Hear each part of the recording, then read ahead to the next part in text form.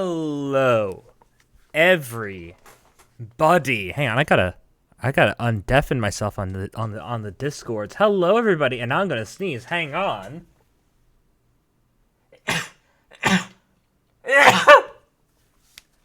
Ugh. I just had one of those days, and I gotta use my inhaler. Hang on.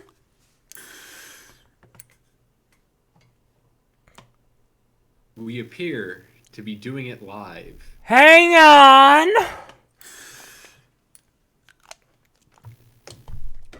Hello. And I forgot to modify the Logitech camera settings. Zoom in. Move this way. No, the other way. There. Hello, everybody. I'm sorry if I'm sounding a little winded. Having some issues with planning my Christmas vacation. Mainly because of my two asshole cats that can't fend for themselves. Tonight, we will be joined by Ginger. They're on their way. They're stuck in traffic. But we are joined currently by Do. Say hi, Do. He. Him. Hello. And we're I'm Do. And Popcorn. She. Her. Yeah, I mean, what else am I supposed to do on a Monday night? Well, I mean, normally we'd be reading bad fan fiction, but we're taking a break from that today. Now we're reading bad fiction. Well, actually, that's what we were doing on. Technically, the Monday stream was going to be bad fiction in general. This is just fiction. Nice. So, if you're wondering why I'm kind of starting this, kind of stretching this introduction out, it's because they're waiting for Ginger. He's stuck in traffic. Ripperoni. Oh no, Kepler. He's oh yeah, you could just about see him. He's on my lap. Yeah. If you weren't so cute, I would just leave you here to fend for yourselves, scrounge up food. They could do it. They're clever. Nah, they aren't that clever. Now they'd open the fridge in a heartbeat. If they had the thumbs and strength. Which they do not. They could do it. Have you heard of Boston thumb cats? I'm afraid to ask. So, in the Boston area, there is the stray cat population is apparently what's the word I'm looking for? They're predisposed to being polydactyl, so they have an extra, what do you call it on a cat, a finger? What do you call a single pad of a paw? Yeah, they have an extra finger on their front paws, and it looks like a thumb. Dear God. The sort of chaos a cat could do with that. Hi, hello, I made it. We strung this out long enough. We strung out. We delayed the inevitable long enough. Just with your talks of Boston thumbcats. Oh, hi, Sage. Hi.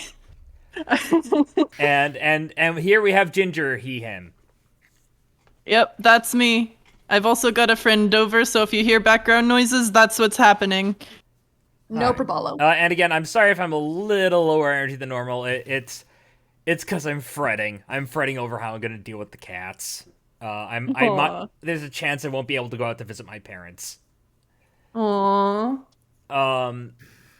Oh, heck. You want to pull it up for us on Discord? Oh, right. I always forget pulling this up on Discord. Well, I always forget to tell you before we start. We've spent a lifetime and a variety of subconscious signals.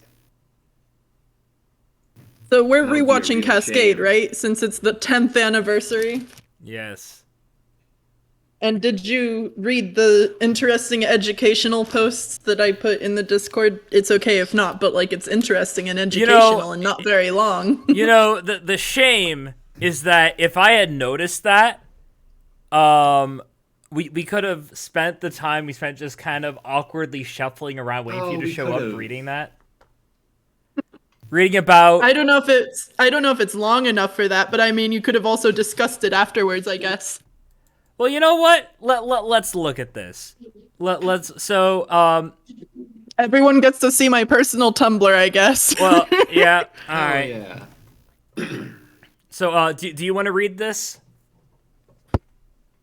I mean, I'm not the one who made the original post. I just sent it to you from Oh, my blog okay, because alright. that was the fastest way to do it. All right, I'll read it then. Gather round, children, and listen to an old Homestuck tell the story of the day Andrew Hussey broke the internet. See, back in 2011, when Homestuck was at its peak popularity, MSPaintAdventures.com was getting over 1 million hits a day. It outpaced a couple of top news sites at that time put together. I think one of them was CNN.com, actually, but it's been almost a decade. I can't remember which ones specifically.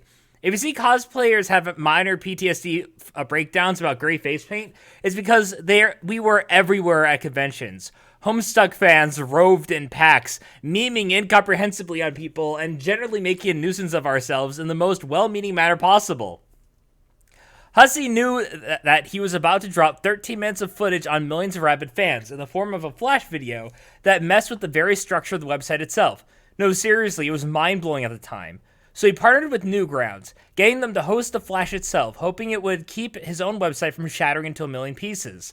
Now, at the time, Newgrounds was one of the biggest deals on the internet. It's where every major Flash artist and video maker went to upload their creations. It was a lawless wasteland, but it was also a creative bastion that got tons of traffic, one that could weather almost any storm the internet could create. Its owners were confident they could handle the traffic. Boy howdy were they wrong! Homestuck updated with half a dozen pages every day, so people were used to a constant flow of content.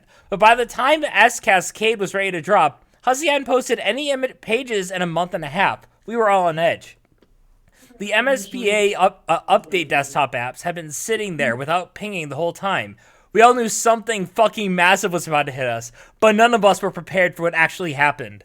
The mind-blowing nature of the Flash itself is a story for another post, sadly, because we're here to talk about everything else that happened that fateful night. The night Hussey broke the internet. The Flash dropped. Hundreds of thousands of people... No, I'm not going to sign up for Tumblr. Fuck you. Hundreds of thousands of people had their MSPA notification box pop up, giving a few of us heart attacks. Hundreds of thousands of people descended upon paintadventures.com to view the Flash. And within a handful of minutes, Homestuck fans had crashed Newgrounds. The behemoth, the titan. Newgrounds had fallen before the collective might of 1 million stir-crazy webcomic fans. Fortunately, however, several people had loaded the whole of Cascade on their computers and decided to host a livestream party so other fans could see it. And promptly took down livestream.com. Hussey himself uploaded the animation to Mega Upload. Mega Upload was crushed under its weight! Some of the more enterprising fans decided to record Cascade as a video and upload it to Dropbox. Dropbox shattered under the blow! I think this cascaded to a couple of other websites, but the one most relevant to you, Tumblr users, is that the Homestuck fanbase had a huge presence on this very website, still does honestly, that being Tumblr. And the sheer number of people talking about Cascade fucking crashed Tumblr a couple times. This was unprecedented. This wasn't a DDoS attack. This wasn't a virus. This wasn't any kind of malicious assault on the hubs of the internet. This was one single excited fanbase desperate to consume a piece of media that they've been building up to for 2.5 years of constant drip feeding. This wasn't malice. This wasn't trolling. This wasn't an attack. This was the day Homestuck broke the internet under the weight of its fandom's love. And I think that's kind of beautiful, honestly. As do I, internet person. As do I. Let me close that. Oh. Alt F7, you fail me. Welp. You see, it's instances like that that make me kind of glad I jumped on the Homestuck bandwagon late. Same yeah, here. Yeah, but again, I do remember those days where like I remember my first convention. I believe the first convention I ever went to was in about 2012. I think.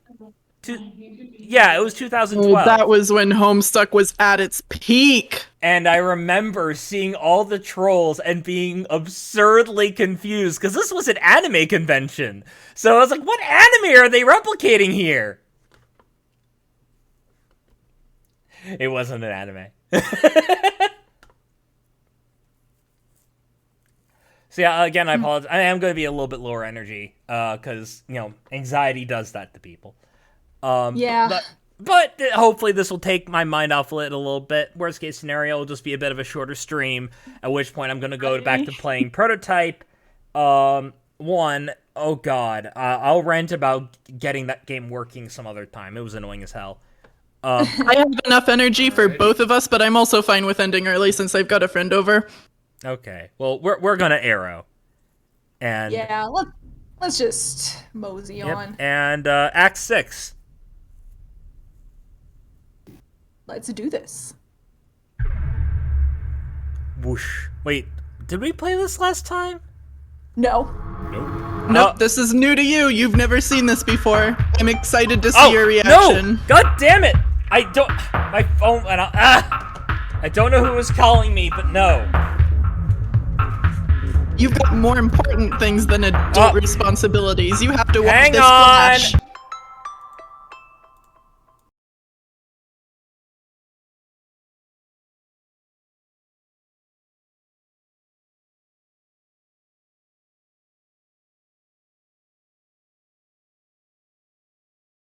Here. We're calling to talk to you about your car's extended car warranty. God damn it! Turn your phone completely off. Now, I want to point out that I hung up once, and then they called again. The bot makers are getting past my super advanced security system. Turn your phone completely off. This is more important. It's on silent. It's on vibrate mode. Okay.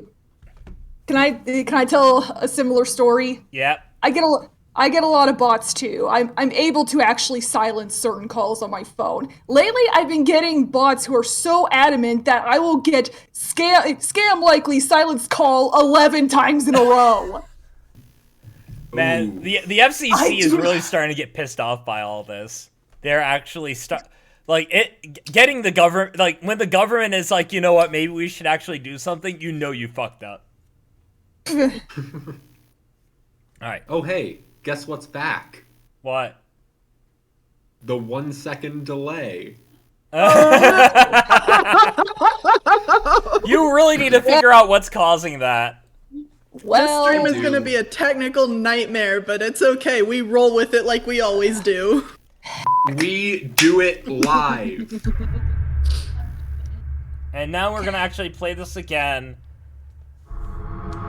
And zoom in on the green curtains and actually watch it. So excited to see your reaction. Yeah, let's fucking go! I love that little bass and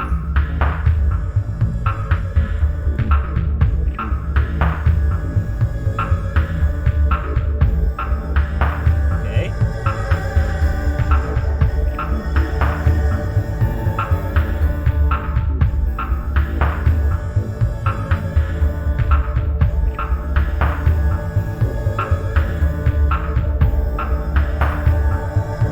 Great planet, okay. No, that's Earth. Okay, Earth planet.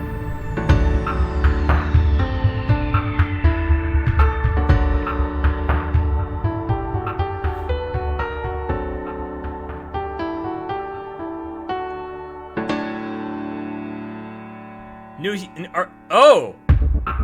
Oh, I think I know what's going on.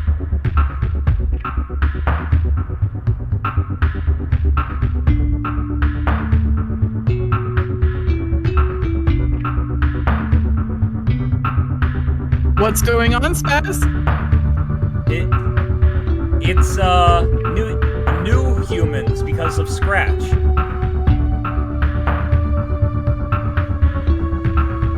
What? That's another Problem Sleuth reference. Okay.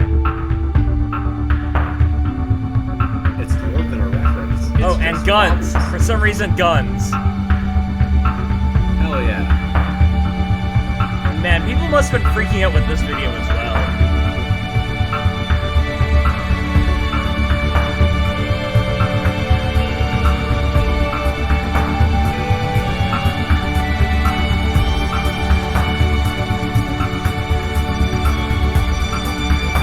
It's like, what? Sleeper and Hell just. I'm sorry. I'm sorry, what? Sleeper. The Moive. The Moive. Nothing else matters. This splash could end right now. Sleeper and Hell. The what? Sweeper and Hell Jeff the movie. Yes, that's right. No, it's the Not Moive. the movie. The Moive. The Moive. But You have to pronounce it in 2 syllables like movie. It's just Moive. Inside. What? Inside of Jade? Question mark? What? Oh no! Oh no! Inside of female Egbert. What other female Egbert can you think of? Jade? I don't know. You'll get there. And we're gonna arrow. And we're gonna become Homestuck. A young lady stands in her bedroom. It just so happens that today, the 11th of November, 2011, is the date scheduled for the launch of a highly exclusive playtesting experience for a much anticipated game. The young lady is expecting to find this game in her mailbox today. She is expecting the game to be enclosed in a pair of envelopes, and printed on these envelopes, she is expecting to find her name. What do you suppose the name on the envelopes will be? Jonathina Egberta. Jade Crocker. You cannot enter her name. It was already engraved in her honorary placronym on her 13th birthday, which was about 2.5 years ago, and has been sitting here neatly on the bookshelf ever since. Attempting to engrave it with another name after completing this sacred rite of passage is practically unheard of, and is a gesture nearly as offensive as it would be if you tried to name her something dumb like Barnstench Fartface. Luckily, she is not the sort to hold a grudge, and she will let it slide this time, as long as you hurry up and get her big day started. Examine room. Oh. I see. Your name. Oh, I see. I see. She's a big fan of mustachioed men. Mm-hmm. hey, I like Parks and Rec. I like Ron Swanson. No, yeah, no. Ron Swanson is like the universal attracting force. Yes. Mm-hmm. I am very upset that she covered Dr. Manhattan's crotch, though. Let us see the Your dick. name. I was hoping Your you'd name notice that. is Jane. As was previously mentioned, you are poised for an elite opportunity to test the Spurb Alpha. It is so elite, in fact, you are the only of your kind invited to playtest. Though you guess that probably comes with the territory of being the heiress apparent to a baked goods empire. You don't suppose it hurts that you are said empire's #1 fangirl either. It should come as no surprise that you enjoy baking, but you also adore reading detective stories. You fancy yourself a skilled prankstress, if by no other measure than lineage. Though at times you feel it's tough to fill those shoes when you are surrounded by jokers. Seriously, the shenanigans perpetrated by your pals make your old school japes feel kind of pedestrian sometimes. But oh well, you love them all anyway. You once dabbled in amateur botany, but found it too frustrating because your vegetables kept Actually, you know what? You don't want to talk about it. You love situation comedies, whilst holding particular affection for mustachioed funny men. You know, your Foxworthys, your Funks, your Swansons, but not necessarily your Gallaghers per se, because you have to draw the fucking line somewhere. You are also pleased to contemplate frightening fauna, though saddened by their regrettable fakeness attribute.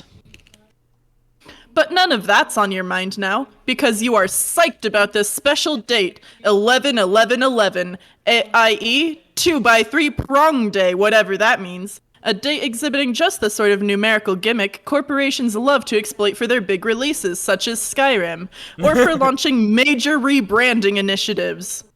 In the case of your cherished multi-global empire, both such events are slated to happen today. You can't wait to see what is in store and for the mail to come. When it does, you will waste no time in embarking on the game's maiden voyage. And if even a fraction of what you've heard turns out to be true, you are prepared to have the time of your life. What will you do? For a moment there, I had to reread the text to make sure that Skyrim wasn't actually mentioned. But yeah, Swift provided a little hint there. I don't think Spaz is going to be able to pick it up. It's okay. It'll be revealed for real later. Are you excited to be narrating again? I am so excited to be narrating again. It feels good to be narrating. Anyway, we gotta read the commands, Spazzo. Oh, right. Yeah, Jane, quickly retrieve arms from chest. Jane is not empowered to rehash this tired running gag because all of a sudden she is too busy being the other guy. We need to figure out what this fella's name is, pronto. Not Egbert. Enter name. Jake English. Huh. Once again, you make the incalculable blunder of attempting to engrave an already allocated placronym. His name was etched when he turned 13 too, almost 3 years ago. It's been sitting here messily in this unbelievably deadly pile of guns ever since.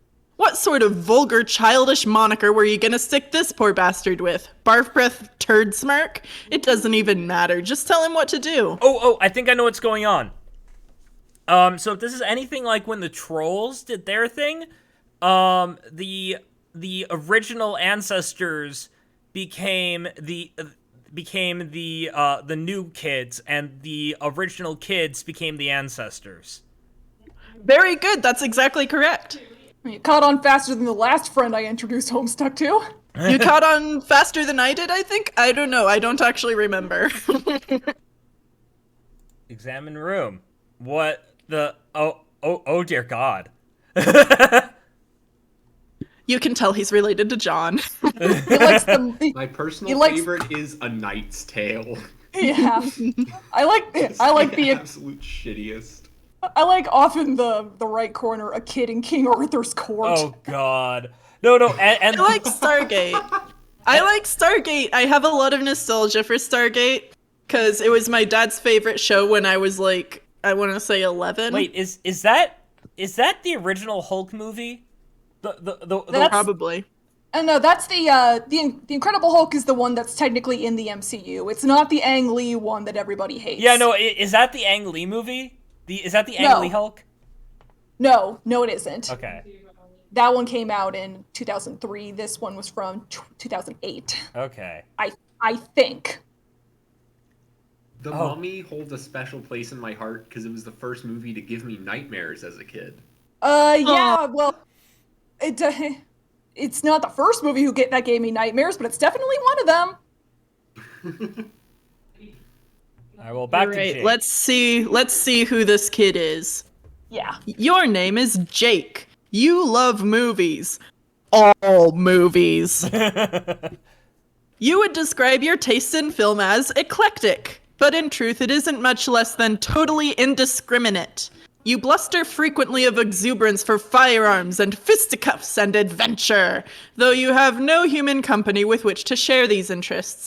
But who needs chums when you can enjoy a top-notch gander of your gals of cerulean complexion, hubba hubba? You're known to be found with your nose in a comic book or two. Not that it makes you a nerd or anything, like you even care about that. Not with a gent of your panache and swagger, qualities which you would bandy with aplomb on your globe-spanning adventures, hypothetically speaking. You would love to travel around the world, toppling any sacred urns you encountered. You'd be tickled by the opportunity to defile hallowed tombs everywhere, raiding them of their treasures. And how you'd give your right leg for a shot at desecrating the shit out of some real-life mystic ruins for their Byzantine wares. Luckily for your limb, there is a dandy set of such ruins nearby, and you desecrate them quite frequently. You are also troubled to contemplate frightening fauna, and plagued daily by their regrettable realness attribute. What else? You sure like to wrestle. Did you mention fisticuffs yet? You know, scrums and whatnot. Also skulls. Gosh, you love skulls. There's a good skull at the heart of any mystery, haunting its every page. That is what you always say, or at least it is what you always hope. What will you do? Retrieve arms from floor. Post haste. Cough, cough. You make a dutiful motion towards your trusty firearms, doing your part to assail the mushy carcass of a horse that passed away long ago, when suddenly a wild character select screen approaches. You really feel like you are in the driver's seat now. You can basically take this story literally anywhere, as long as you don't pick one of those shadowy characters, and as long as the panels are actually finished being drawn. It is like this whole panoramic cornucopia of limitless possibilities sprawling before your very eyes. Who do you want to be? I'm gonna pick the one that's blotted out. No. Jane or Jake? Jake or Jane? We're gonna go with the lady. The lady. Jane. You are suddenly Jane again. What was it you were up to? Oh right, this game! You're excited about that! Earlier this morning, you thought you heard the mail truck, even though the mail never comes in the morning. But just to be sure, you rushed downstairs to check, even though, due to recent events, you are forbidden from leaving the house. Alas, it was not there, and you sort of spaced out at the sky with a goofy grin on your face for no great reason, and then you were caught red-handed by your guardian, then you got in trouble. You think you might be grounded now? Whatever, Dad. Examine fetch modis.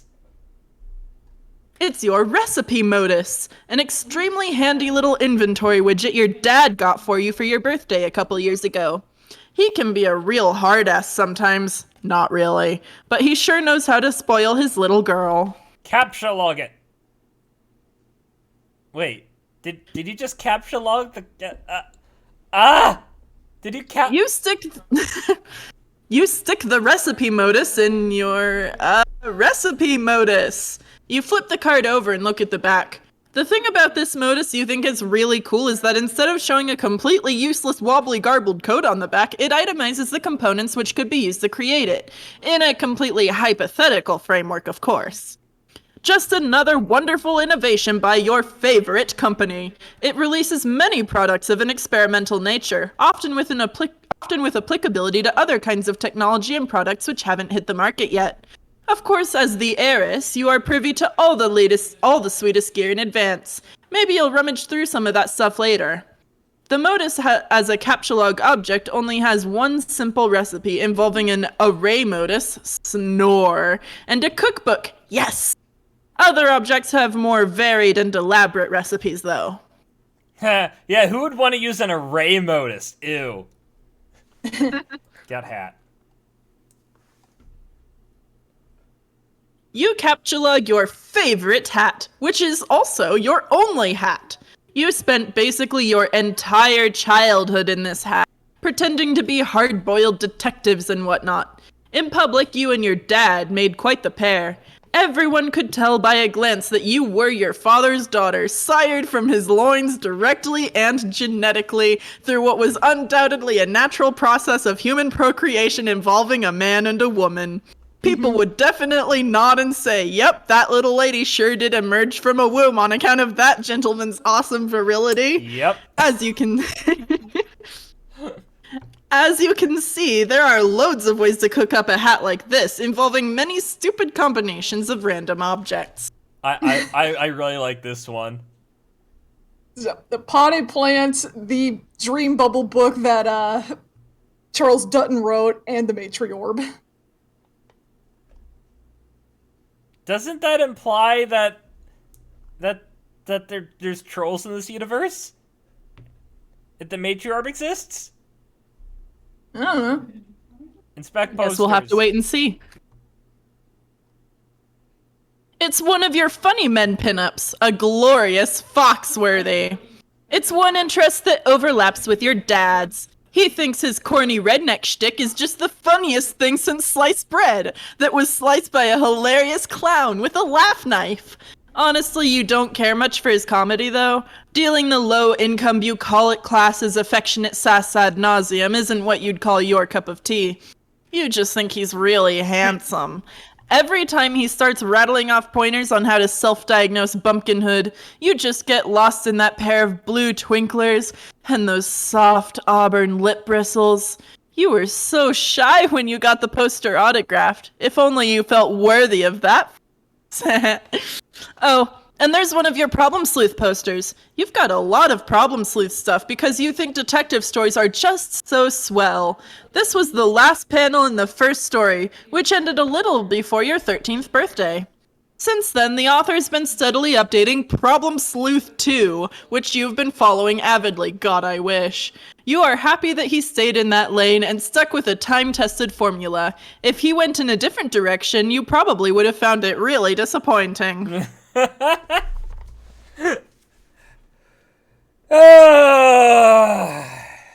Meanwhile, breaking the internet.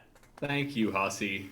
You gotta read the command so right. I know Check out when to other go. posters. Check them out. Do it. Another sleuth poster, of course, with two of your favorite dames ever.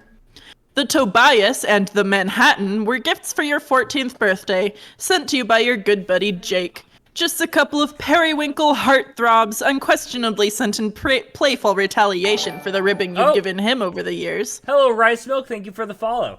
Sorry. Hi. Yay! We appreciate you. Alright, let's see. Just a couple of periwinkle heartthrobs, unquestionably sent in playful retaliation for the ribbing you've given him over the years for his inexplicable infatuation with his tholo femmes. So he made a couple of coy recommendations for objects of your attraction, and you have hung his cobalt beefcakes here since. He was pretty spot on with the blue funk, to be honest, since that's like the best show ever. Mr. Cross can blue himself anytime as far as you're concerned. But the Manhattan, not so much. Comics aren't really your thing, but you hung it up anyway because that's the sort of thing you do in a mildly escalating feud of passive-aggressive one-upsmanship. You own it. But you felt kind of weird about having his blue mutant penis dangle over your head while you sleep, so you covered it up with something even more obscene. Some sort of revolting troll Howie Mandel, also gifted to you by Jake. Good lord, does that kid have some spotty tastes. Yes, and happy 1025. Heck yeah, happy 1025. That's the big exciting thing about today. There is also your magnificent Swanson. Ron Swanson is the perfect man. You have tried to order all the bacon and eggs in a restaurant on several occasions, but your dad never lets the order go beyond the joke level. What a fuddy-duddy. You know, in 4 years, we'll be able to have 10-25-25. That will be very cool, but not as cool as this being the 10th anniversary. Sorry, I have to keep my eye on the cat because he's just chilling out over my keyboard, but his tail's occasionally flopping on the keyboard, and I'm worried that he's gonna hit something. Take the spoon. Put the spoon in the strife specipus, don't gas. You tuck your trusty Junior Battermaster's Bullbuster Stirring Solution 50,000 into your strife deck, allocated with the ever martially pragmatic spoon kind. You wouldn't have it any other way. You love your fancy spoon. It has several million recipes stored in it and walks you through each step with a soothing female robot voice, just like in science fiction or like in our current Amazon-riddled reality. Some urban legends say that the device also broadcasts subliminal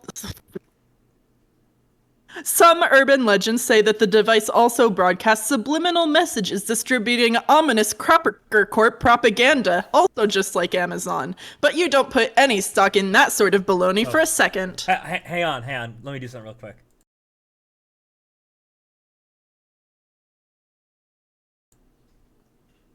I pronounced that Betty Crocker, but I'm always working on how I'll say things and I might not have it right. You ruined the joke, Alexa. You were supposed to say, only shot Betty Crocker. That's what you were supposed to say. I said, say, and then that, and... Tell her to say, all hail Betty Crocker. Alright, hand.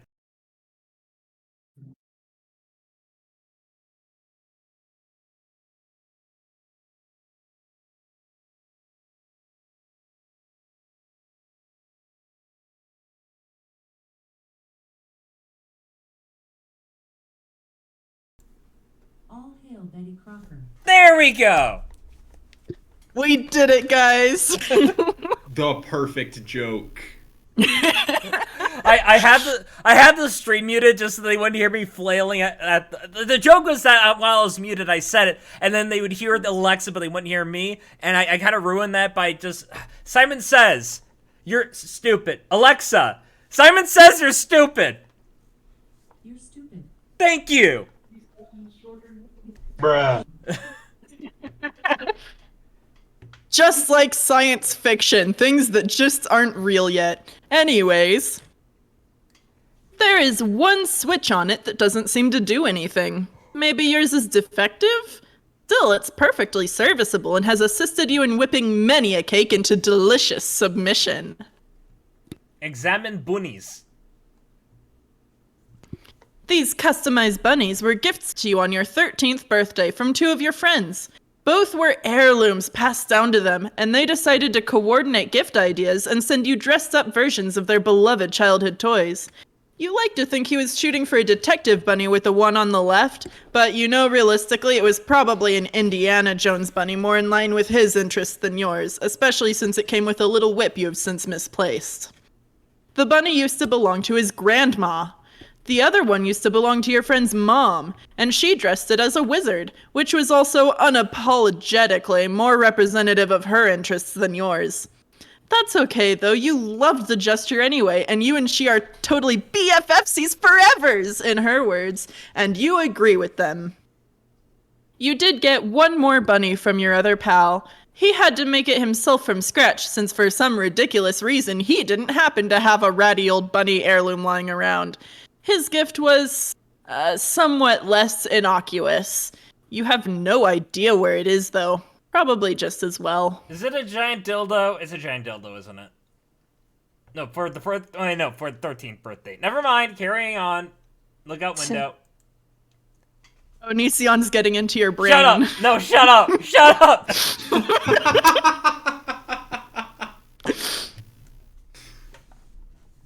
God, You've I hope been not. Mood. You've been fidgeting around your room all day, making little observations about your various belongings, checking the clock. When will the dang mail get here? You take another peek out the window, just in case. Don't say that, Swift. There are no additional layers to that man. No. Oh, hi, John Egbert. Wait, no, that... Would that be John? No. No, that's the faceless father. Her grandfather. Where is his face gone? Arrow. It's still not there, but there's your dad. What is he up to? Arrow. He just captchalogued the car. Oh, that's right. He was going to wash it today. He's probably taking it into the backyard right next to the garden hose. He keeps a very busy fatherly itinerary. So many dad things to do every single day. If the mail arrives soon, this would be a great opportunity to sneak out and get it. Fingers crossed. You know what just occurred to me? Everything is Gamzee's fault. We've been over this. Everything is inherently interconnected, and everything is Well, the fault I know, of everything I know else. everything's connected, but everything started with Jack being pissed off with his outfit, which is because of Gamzee. Okay, and Gamzee did that for reasons that were caused by other things. No, it ends there. Arrow. Well, no, we saw it. It was caused by Dirk. I mean, Dave.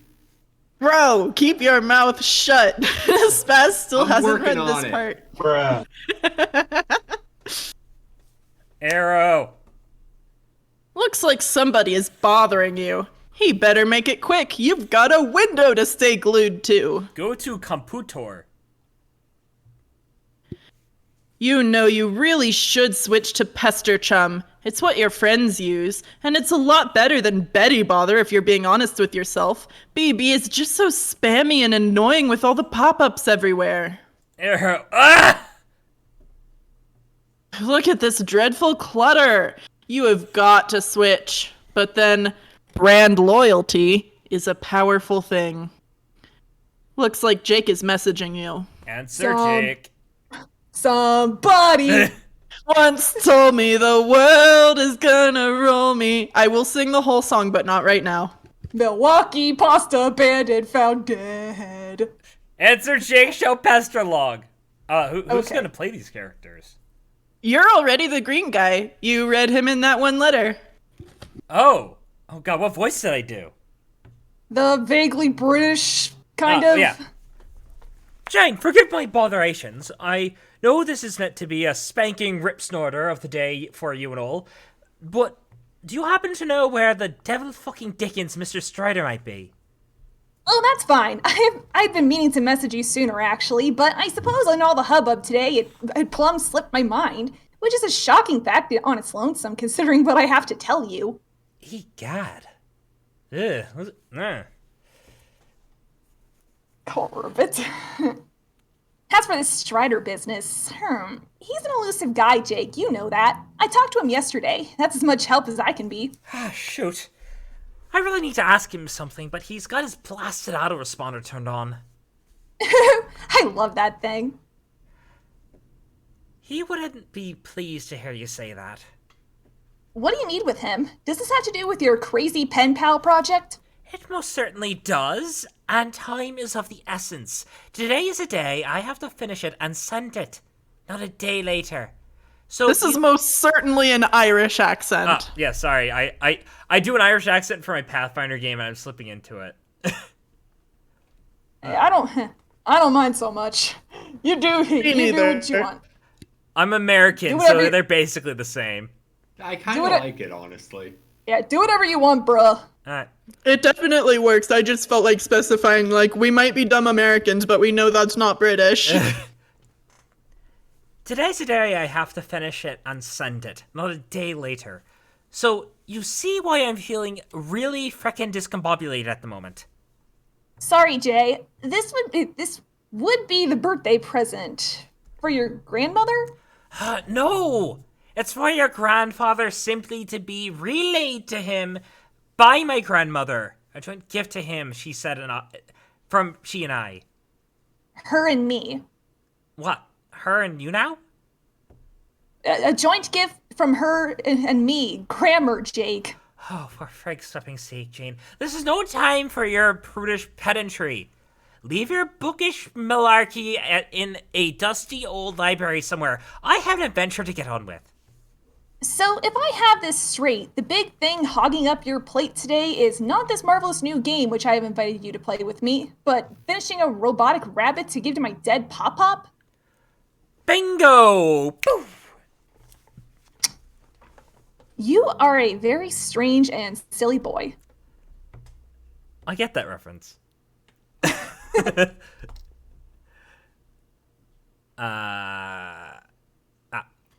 Please, Jane, we've addressed this. I'm sending the gift back in time to when they are both alive and about our age, or something like that.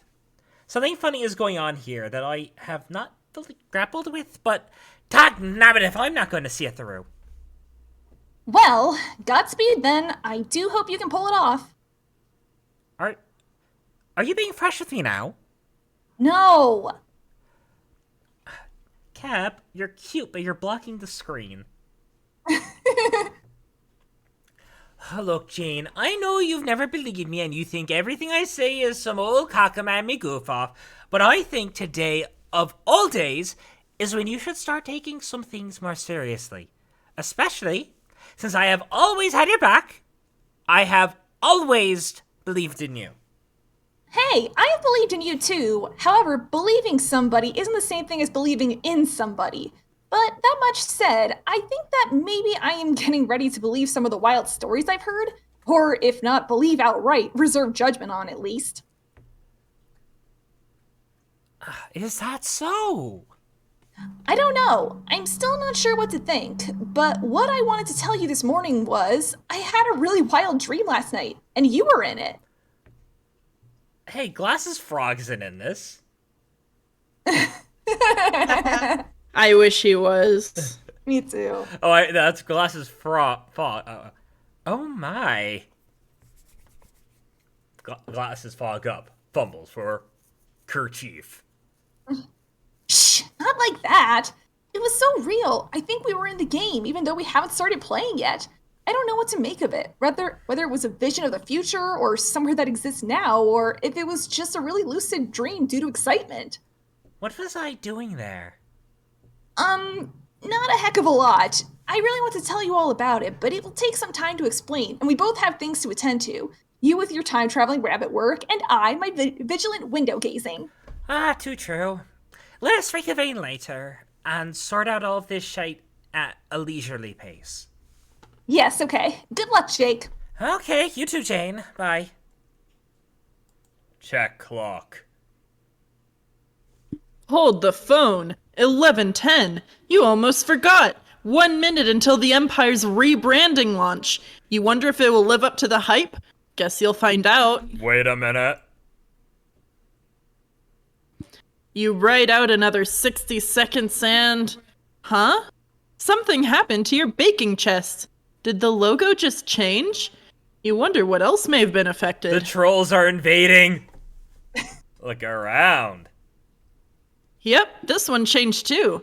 Cracker Corp is nothing if not thorough with its branding tactics. You guess it's pretty cool? It's just a fork instead of a spoon. Not the most awe-inspiring logo you've ever seen, but who are you to judge, aside from the future owner of the company? You make a mental note that when you turn 18 and inherit the company, you will change it back to a spoon. You love the spoon. What happened to brand loyalty, Jane? Examine He's loyal to the spoon branding. Come on. Examine Bullbuster. Oh no, it's a sport kind now. Sure enough, the Junior Battermaster's Bullbuster Stirring Solution 50,000 has been affected too, along with your Specibus. Try flipping switch. You try the broken switch again. Hey look, it does something now, toggling your trusty Bullbuster between a stirring solution and a poking solution. Neat.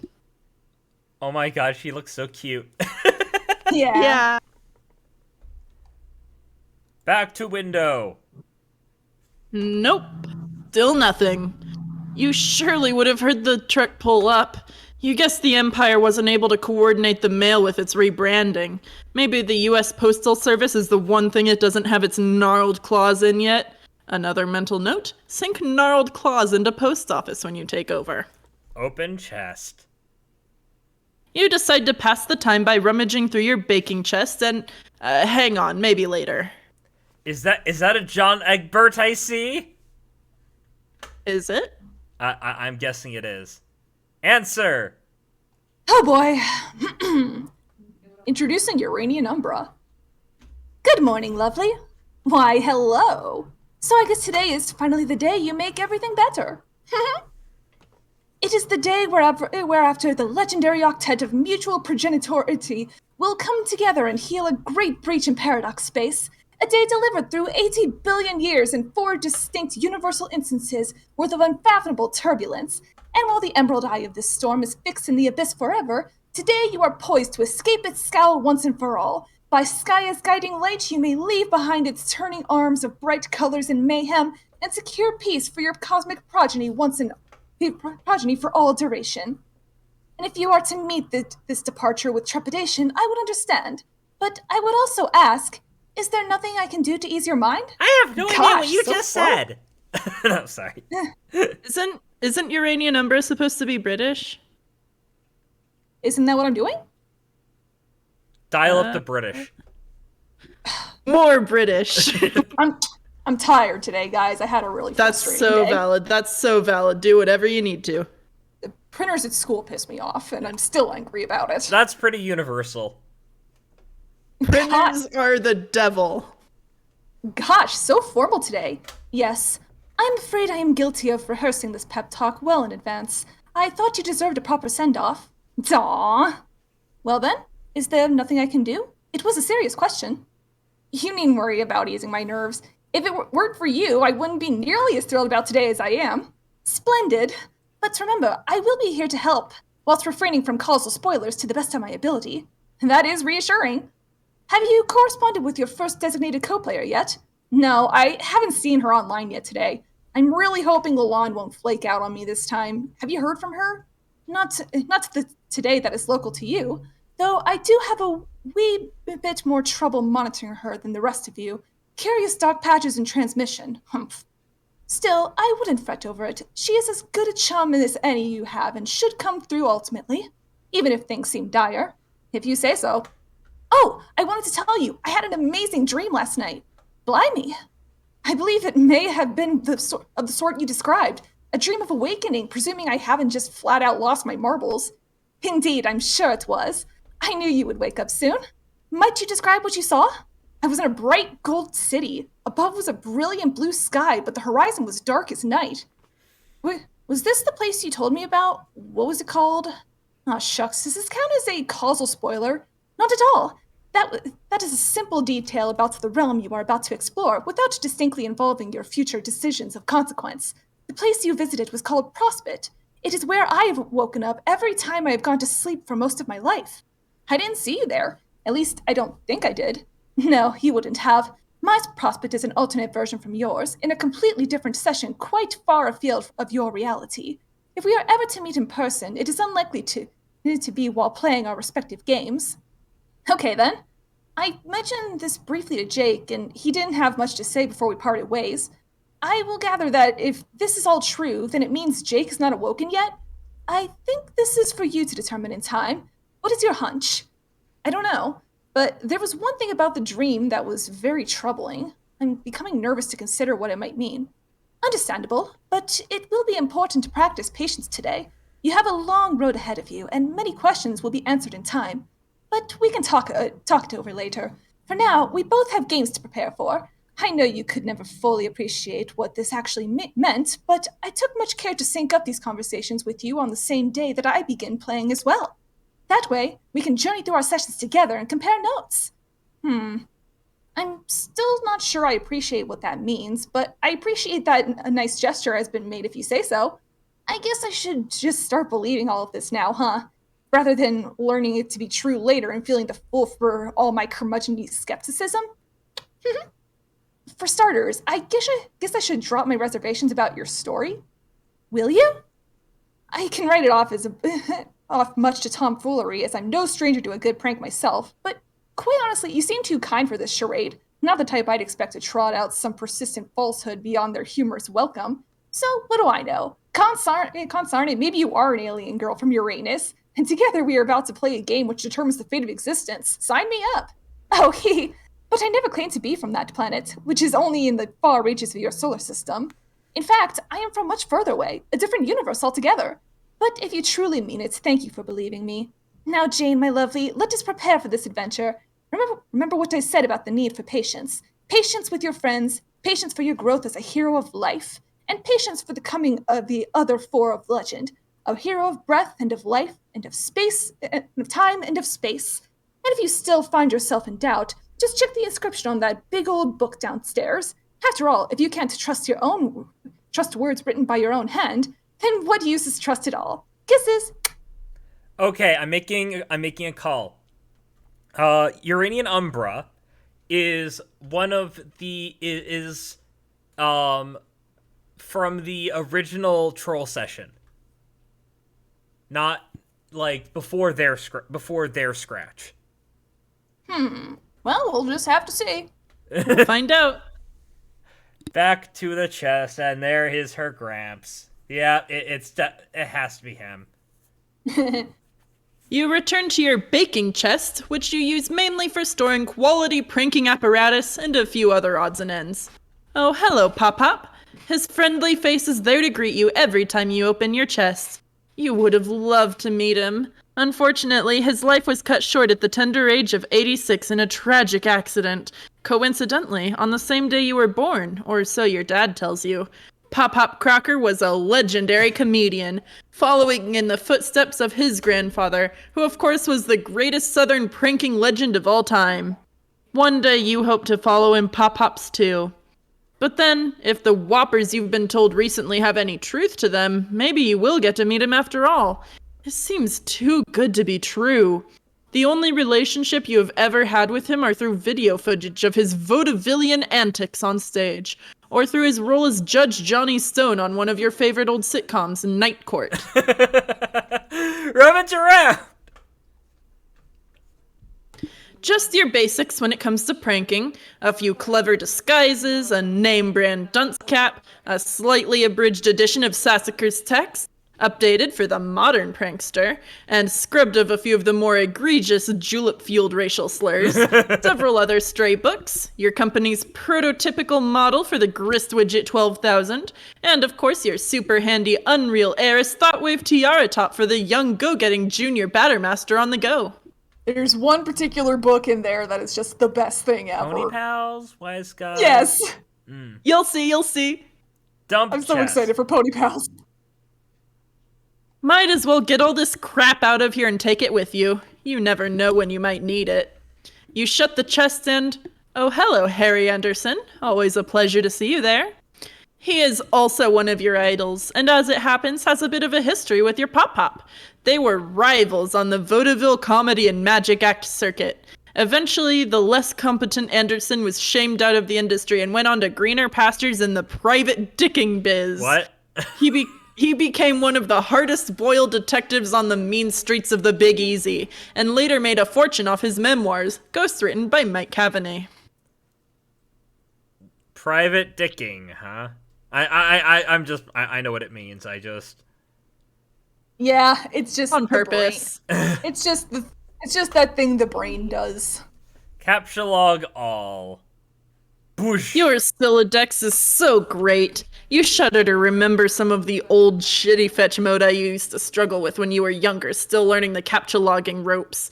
Fibonacci heap? Lol at the effing noob. Inspect books. You have a cookbook, which of course was made obsolete by your computerized talking bullbuster. You wouldn't dare part with it though, too many wonderful memories. There's Anderson's aforementioned book, Wise Guy. His, or rather Cavaney's, stories are gripping, in a way. I love that it's like Photoshop to have a gun. And then there's a customized copy of Pony Pals, a gift to you on your 14th birthday from the slippery Mr. Strider. Each page contains lovingly handwritten commentary on the deeds of this intrepid young horse. It's amazing. Not the girl, the horse. Mm-hmm. Oh my god, can Acorn say the it's and my favorite detail of this whole thing is that it's a Scholastic brand book. Yep. Because let's be real, if this book actually existed, it would totally be a Scholastic book. It does actually It's exist. Wait, and it what? is That is a PNG of the cover. Wait, you're That's fucking a real. We get to read a little excerpt from it later. So let's keep going. How is this real? Check out Yeah, that's a real Pony actual Pals, book. man. check out Grist Widget. This thing's a piece of junk. It just wastes your boon dollars and destroys your cool gear to produce these stupid things that look like gushers. But unlike gushers, which serve many practical purposes like inducing vomiting and simulating the experience of eating plump insects, these things are totally useless. Inspect hat card. Okay, you'll try it out with one of your less prized possessions just to prove how dumb it is. You never liked this hat much. It makes you look like a gnome and basically isn't funny at all. You pop the card in. The grist widget indicates it will cost 10 boon dollars to convert this object into grist. That's not too bad, you guess. It's not like the currency has much value anyway. It was introduced as a sort of BC Corp fun bucks, to be used by youngsters specifically on qualifying merch online and stuff. Brilliant business strategy, really. As heiress to the Empire, you are naturally endowed with millions, which you have a reputation for being very generous with. You've been considering using your wealth to set up a scholarship fund to allow underprivileged kids to go to Boone College. Activate. See? Utterly pointless. You hope Crocker Corp was going somewhere with this technology, because if not, this product is the first in line for getting the axe when you're in charge. Wear tiara top. You put on your highly fashionable, unreal heiress Thoughtwave tiara top and flip it on. It immediately hums to life as its blazing fast processes mingle with your thoughts. It is the most efficient computing technology in the world by far, as long as you don't wear it for too long. But aside from a few migraines, you can't possibly imagine any drawbacks that... Okay. You can't imagine any drawbacks that could come with merging your thoughts with... Dude, that's really quiet. Yeah, it's barely audible. Also, I think it makes more sense, actually, for Popcorn to do these ones. Like, lore-wise, I think it makes more sense for Popcorn to do these. Should I start over? What you initially did with your obey was good, Popcorn. Yeah, it was. Yeah, okay, just start from the line about migraines. Okay. Where were we? Okay. But aside from a few migraines, you can't possibly imagine any... Obey. ...drawbacks that... Cease reproduction. ...could come with... Submit. ...merging... Consume. ...your thoughts with... Embrace your calling. ...experimental technology. Conform to the social order. From an... Stay asleep. ...extremely powerful... Die. ...corporation. Wait, what? Wait, oh yeah, it does say die, okay. Yeah, the funny thing is, depending on what kind of monitor you're using, that text could be totally invisible. I can actually see it with my monitor. Yeah, I've always been able to read it just fine. I think it's more that it's just, like, difficult to read, especially if you struggle with, like, contrasts. Alright, continue vigilant window gazing. Ah! Still no sign of the mail. Might as well keep the tiara top on while you look, even if it means suffering through all these bullshit pop-up ads. That way you can keep an eye out for Lalonde while you're at it. Don't mind me, just getting a face full of cat. All hail, new Chief Justice of the U.S. Supreme Court. Olive Garden feeding chamber. Baco's simulated livestock flakes. I actually think Baco's makes every bite better. I actually think that the actual product that Baco's are based on is actually vegan. Arrow. Speak of the devil fucking Dickens. I'm so excited. I'm so excited to read for Lalonde. Answer Lalonde. Oh, she's fancy. Yeah. Jane. Hey. Janie. Answer, please. Answer. Jane. OMG. Overreact much? I kept you waiting for all of 2 seconds. Where have you been today? No, we're just chilling here. When all of the sudden... All of a sudden... When all of the sudden, it hits me that we have something really fucking important to talk about. This hit you just now? We made plans to get in touch early this morning, and I have seen neither hide nor hair of you all day. It hits me that Jake's BJ is coming up really soon. Just a few days before mine, remember? Or I guess it would be if it wasn't for the end of the world that's about to happen.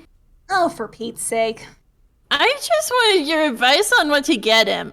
Something sentimental, I guess. But I mean, I'm mostly tapped out of precious heirlooms at the moment, so I don't know.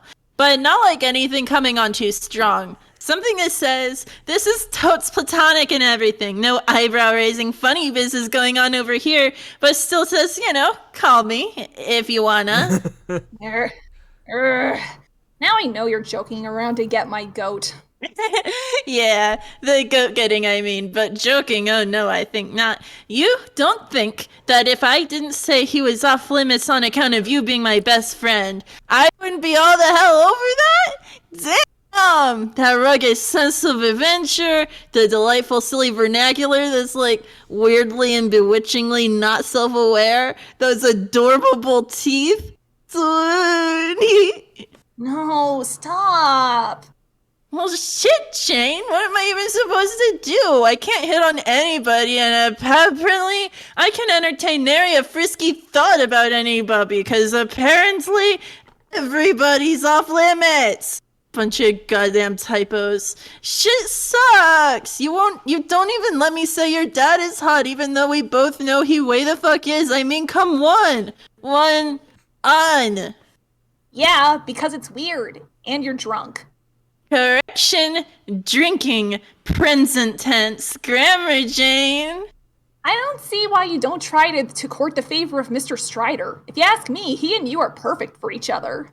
Oh, Jane, so naive. So naive. Lordy, how can you be this far gone so early? It isn't even noon yet. You forget we live in very different time zones. It's a lot later here. You're 3 hours ahead of me. You would be amazed how much can happen in 3 hours. Like this stream. Yeah. What would your mother have to say if she caught you? For sure, she wouldn't give a shit. I mean, she's the one who stuck the goddamn liquor cabinets in the first place. I don't even think she ever had a drop in her life, probably. So why else is she putting it there? It was like a passive-aggressive dare for me. Aggressive. Just the sort of mind game she would play. So even if your insane and paranoid theory happens to be true, your response is, screw it, time to help myself to all this mind game booze. Yep. Groan. You are completely impossible like this. I cannot believe you chose to do this today of all days. I should have known better. Here I am, waking up bright and early, waiting all day with my nose pressed against this glass for the mail to come and wondering if you'll ever log on, and all the while you are just getting blind, stinking, schnocker-bottom drunk. What you waiting for in the mail? Is something happening today or something? The Alpha! Jeez Louise, you are hopeless. That thing. Are you at all ready to play if it comes? I guess. But you sure you even want to play this thing? You know it's just what the Batter Witch wants you to do. Not this again. If you want to go ahead and be a chump, Jane, it's your call. I'm just saying. I know what a chump looks like. And you don't look like no chump I ever saw. If you go through with this, I'll have to add your profile to my chump roll. Which is like this real actual thing I maintain instead of it being a joke. Is that why you want? The Batter Witch does not exist. It is an idiotic urban legend. How many times have I explained this? My great-great-grandmother who founded the company and is accused of holding this identity would have to be almost 200 years old if she were still alive today. The idea is such preposterous hogwash, it's hardly worth dignifying with a rational response. The iconic face of the company isn't even a real person. She was fabricated long ago during the company's fledgling years. Right, as, you know, an alter ego for something more sinister. Such cuckoo bird nonsense. In any case, I don't understand the nature of this second guessing, besides chalking it up to your unwelcome inebriation. We had agreed you would play with me. You sounded excited about it. Have you even obtained your copy yet? Yes, obtained. Sure did. Through your various technologically cryptographic means, I presume? Oh, you bet. The shit out of those tight mainframes and all. to jackpot like a bunch of times. All those ciphers and bobby traps, backdoor Trojans and whatnot were no match for my codes. I am quizzically narrowing my eyes, trying to solve the joke you are attempting, assuming it even is one. Okay, Jane, what I'm saying is that in the parlance of baking, because I know that is what gets you off, is that it was a fucking cakewalk. Oh. Like, by which I mean, not to say her, I'm hottest shit hacksaw bitch you ever knew, as dead lay to the corporate grid as she is beautiful, which I am, but what I mean is shit wasn't even guarded. It was just some files that were there, unsecured, and I took them, jacked them right off that interweb telematrix, then applied lipstick femme fatale style, and was like, shit, yes, I all kinds of know how to use my web browser to download several files. Can I just butt in real quick and say, now I'm just imagining that she was drunk at the time. So what actually happened is after she did that, like she tried to apply lipstick, but she just kind of smeared it across her face. Yeah, probably. I really relate to Roxy here. I also all kinds of know how to use my web browser to download several files.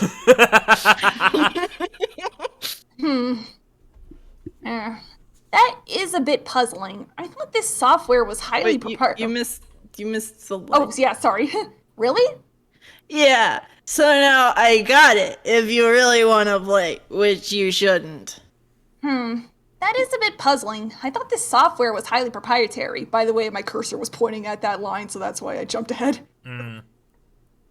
I told you, she wants you to play, wants us all to, part of her big plans.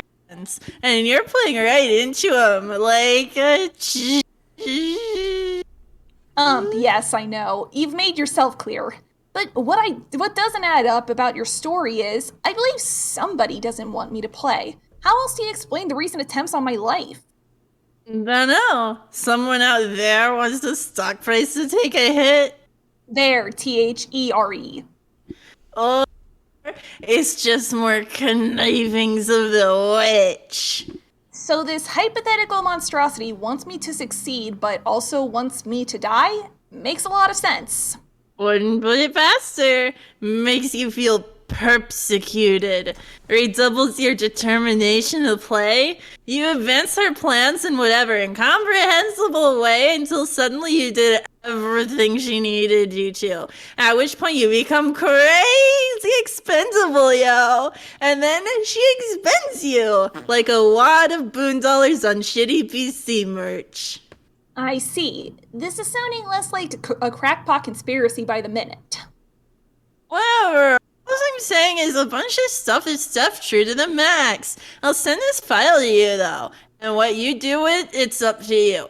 So you want to know or what? It's tempting, and I'm curious as heck to play it. But the mail should be coming any minute. I've waited this long for it, so I might as well use the official discs addressed to me. When it comes, I do hope you'll change your mind. Not to mention brew yourself a pot of coffee and sober your drunk butt up. My drunk butt's tune will stay as unchanged as it will remain not drunk. Record my barley career words. Okay, fair enough. But I believe that when we start playing together, you'll come around. Personally, I can hardly contain my excitement over it. If years ago someone told me, which incidentally someone did, that today I would have an exclusive opportunity to play what is absolutely the most cutting-edge immersive simulation game ever released, developed by a company which has already done so much for the advancement of humanity, I would have said, shucks, Buster, sign me up. Jane. Yes? Jane. What? Jane, did you know that I am utterly in love with the fact that I have a best friend who says things like shucks, Buster? Shoosh, you drunkie. Oh! Which of The thing! The flappy thing! Flappy Bird? Arrow. Wow, my internet is ass tonight. Please hurry, there you go. The flappy swingy doodad! The arm dealy! The dealy! Lalon, the dealy! What? god darned red, sweet, flappy lever arm thingamabob, whatever it's called, on the mailbox. Breathe, Crocker. Slow breaths like this. I'm breathing regular, FYI. It's up! It's up! It's up! It's up! I don't get a lot of mail out here, and I'm no mail expert, but doesn't that mean not the right thing? Like, you're supposed to put it up if you want something taken away, not have the guy put it up if mail comes. I think your mailman is quite possibly a dumbass. I'm so glad. Like, I really have to wonder. Originally, when that was put in, was that like an earnest mistake originally, and this was a reference to him being a dumbass? Possibly. That's another thing I should put on soundboard. Whatever. No, who cares about that? The dealie, the dealie! It's up, it's up, it's here, it's here, it's here! Ah! That's so fucking how it is. BRB! Gutsy Gumshoes, he's bothering. Tipsy Gnostic. God, Jane, her prepare voice to is retrieve even mail. her voice is even more fun to do than I thought it would be. Yeah, like, do you actually sound like that when you're drunk? Well, I wouldn't know because I've never been. We must. Wait, you're over. Yeah, you're over 20. Yeah, we gotta fix this. Actually, I plan never to be, but you guys have fun. Aw, come on. I just don't think I would enjoy it. I also hate the flavor, so Sober party, let's go! yeah. I hate very the, fun to I do hate the voice, flavor though. too. I don't understand people that drink it because they like the flavor. I don't think I would enjoy the experience, although I am having a lot of fun acting out the voice. Okay. You scamper over to the door, but pause a second to think. Is your dad still washing the car? Hopefully he's still preoccupied so you can sneak out. But it doesn't hurt to be prepared for an encounter. Luckily, that is exactly what you are. Don Clever de Squeeze. Why, is that his loving daughter? Or could it be none other than Inspector Jacques Clouseau? Mr. Clouseau, what are you doing in this household? Can I bake you a cake? Please make yourself comfortable while I go about my business not being suspicious. But wait, maybe this is not so much the distinguished Inspector Clouseau as it is... Arrow! the world-renowned investigator Hercule Poirot, because the little curly mustache is a lot cuter. The great Poirot in this house. Such an honor. I will set the kettle to boil straight away. Who would have guessed this home would be so heavily trafficked by famous French detectives at this time of day? Oh my, the good Poirot appears to be clucking little pleasantries in his adorable French accent through the high-pitched voice of an enthusiastic teen girl. I surely don't have the heart to ground this upstanding, dapper gentleman, no matter how many dastardly attempts are made on her life. Arrow! Yeah, this is a really shitty disguise. Exit! You make a cautious motion toward a beckoning exit knob, when suddenly the same wild character select screen reapproaches non-threatening. You note that you still cannot pick one of the shadowy characters, but maybe you haven't been the other guy yet? That means it's time to click him. Or maybe you already have been him, in which case you are done with this thing. The narrative really has no way of knowing. Your ass remains firmly planted in the driver's seat, as always. Huh. Wait. Is that 3 hours? Yeah. Mm-hmm. I don't know why. I thought that'd be 4. Oh, whatever. You're doing it in the Rose voice. Be Jake. And just like that, back to Jake. What was it you were up to? Oh, right, you were gonna pick up these dang guns up off the floor when you were interrupted by some fleeting, imperceptible thought. You kind of space out sometimes. About those arms. Right. You pick up your twin M9 Berettas, weapons of choice in an absurd arsenal inherited from an eccentric old woman. Guns are so cool. Your grandma was rad. Examine holster belt. It's your authentic Tomb Raider sexy thigh-strap double holster, complete with cool skull buckle and everything. You like to think you pull it off about as well as Croft herself. Wear it. You like to think that, but in truth, you look ridiculous. You think you probably need shorter shorts to make it work? Probably skin-tight shorts too. As it is, the cuffs of your baggy shorts get kind of bunched up underneath the thigh straps, which is uncomfortable and makes you look like a tool. Oh, I just realized what was going on in that picture. Okay, Yeah. forget it. Better off just keeping it in your strafe deck. You can draw the guns faster from there anyway. Examine bed.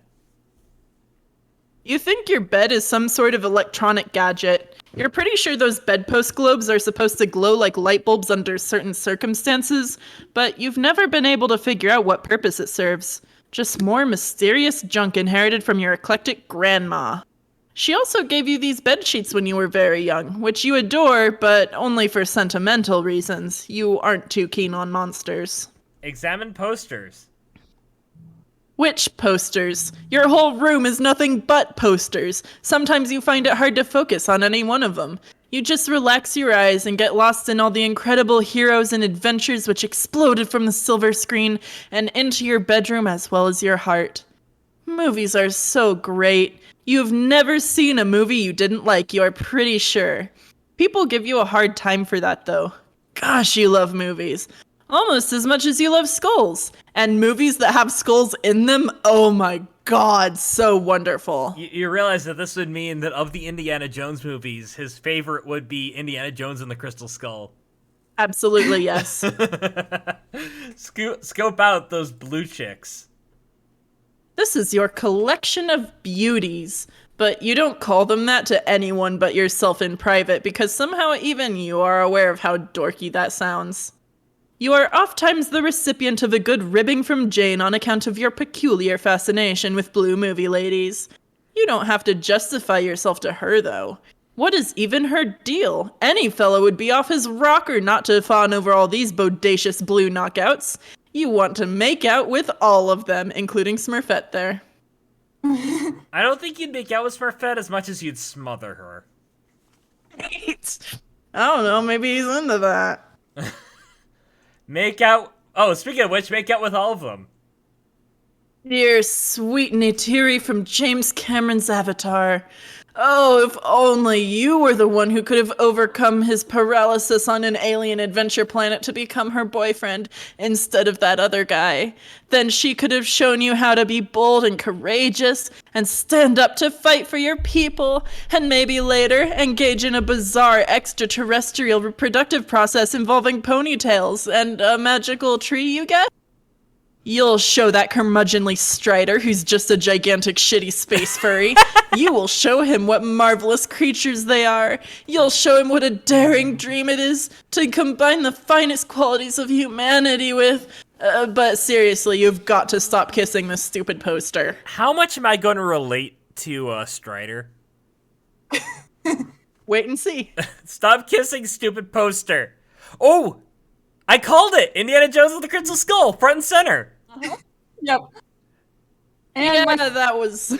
and also my freaking arch nemesis at the top there. Little Monsters? No, the thing on top of the Little Monsters poster.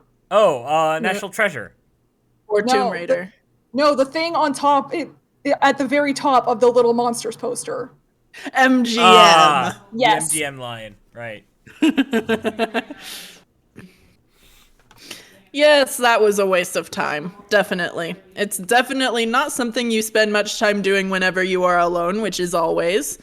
Anyway, here are some other great movies. Weekend at Bernie's, classic. You really think John would like this movie if the things you have heard about him are true. Guys in cahoots make the silly corpse of Bernie Lomax do zany puppet antics so their schemes can succeed. Guffaws aplenty, as you have tried to tell Jade before practically verbatim. She doesn't much care for great movies like that, but that's alright. You love her anyway, and you think she's a blast. She says you sound just like John when you say stuff like that, though, and that the two of you would get along famously. You can't wait to meet him. Also, there are some Cage flicks there, but who doesn't love a good Cage flick? Nobody is who.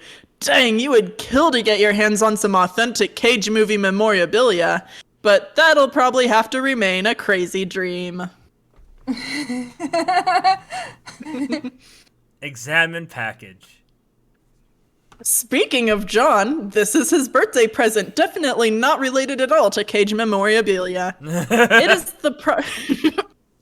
It is the project that has been taking up all your time lately, and today is the deadline to finish it. You have to send it to Jade so that she has time to ship it to him across the Pacific Ocean.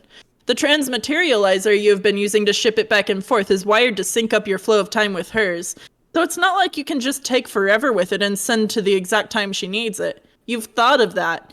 And considering this bunny is probably going back to the early 20th century when she and John were around your age, you figure the mail was extra slow back then, so there is not a moment to spare. Whew, time stuff is pretty complicated, but you are fairly sure you've got this figured out. Examine bunny. Sure is gonna be a sweet gift. Reminds you a lot of the old ratty bunny you inherited from your grandma, who of course is exactly who you are collaborating with to make this thing. Time loops make you feel a bit fuzzy in the head, but you've always suspected it could very well be the same bunny. At some point in the early 20th century, Jade gave this robo-rabbit to John, and then later it must have been wound up back with Jade somehow. Then she removed all the robot parts, hung on to it until she was an old woman, and gave it to you? You guess crazier things have happened. Like the way this whole project started in the first place. Jade tells you this little rabbit here, or Terry Kaiser as you like to call him, will save John's life. He will be sitting there on some sort of chessboard battlefield in yellow pajamas, reading a letter when pow! Kaiser to the rescue! So you are taking this responsibility very seriously. You have been for years already. In fact, this project gave you a neat idea for what to do for Jane's 13th birthday a couple years ago. You and your other pals all coordinated gifts, each sending a customized rabbit. Lalonde happened to have another bunny heirloom like yours, and Strider, well, Strider was resourceful as usual. If John enjoys his gift anywhere near as much as Jane did, then it will be time well spent. By the way, just for the record, Terry Kaiser is the name of the actor who played Bernie in Weekend at Bernie's. Oh. Alright, I have to use the screen capture to know when I'm hitting arrow. Arrow! Because cat. There's just one problem. Mr. Kaiser here cannot be completed and tested today without a source of power. You will need a little chunk of uranium to power the robot, and you are fresh out of the stuff. You've been plundering all your devices for uranium to refuel the transmaterializer, which requires huge amounts of power anytime it centrifugates or purifies the package from the past. Seems to you like excessive energy consumption for just a simple time machine, but what do you know? Unless it's doing something besides shipping it across time. You couldn't imagine what, though. You really should have remembered to ask Jade for some uranium in your last letter to her.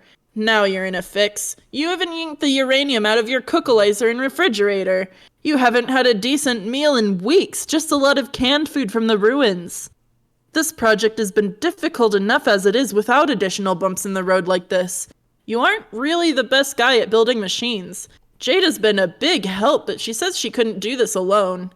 As much as it troubles your pride to admit, this project wouldn't be possible without help from your other two technologically savvy friends. And you are slowly coming to the regrettable conclusion that you will not be able to solve this uranium dilemma without asking for Strider's assistance. He's your best bro and all, but the dude never makes anything easy. Take the bunny. You stash Terry in your puzzle modus. It's quite a handy modus, allowing you to capture objects of any size, as long as you can fit them all in a finite space by maneuvering the cards around like a big game of Tetris. You like it because it keeps you sharp for solving any puzzles you might find It keeps you sharp for solving any puzzles you might find when you go out raiding hallowed tombs, which is never. The bunny fits in okay, but it's a tight squeeze. I kind of wish instead it said, when you go out raiding hallowed tombs. Unfortunately, the only thing you ever raid when you get tombs is canned food.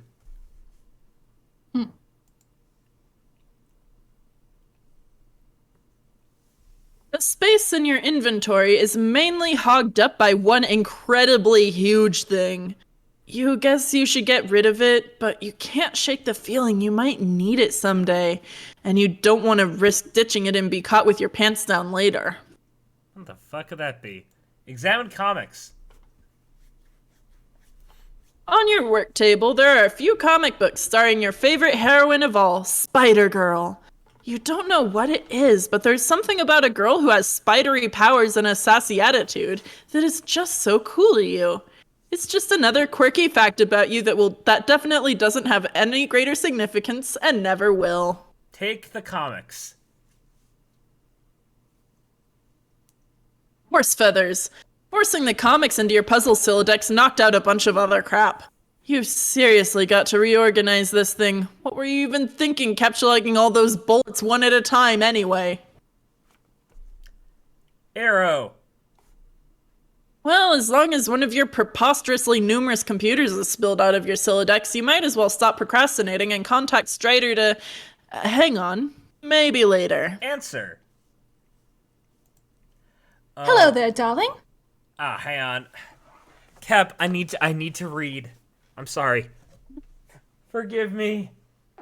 Will you forgive me, buddy?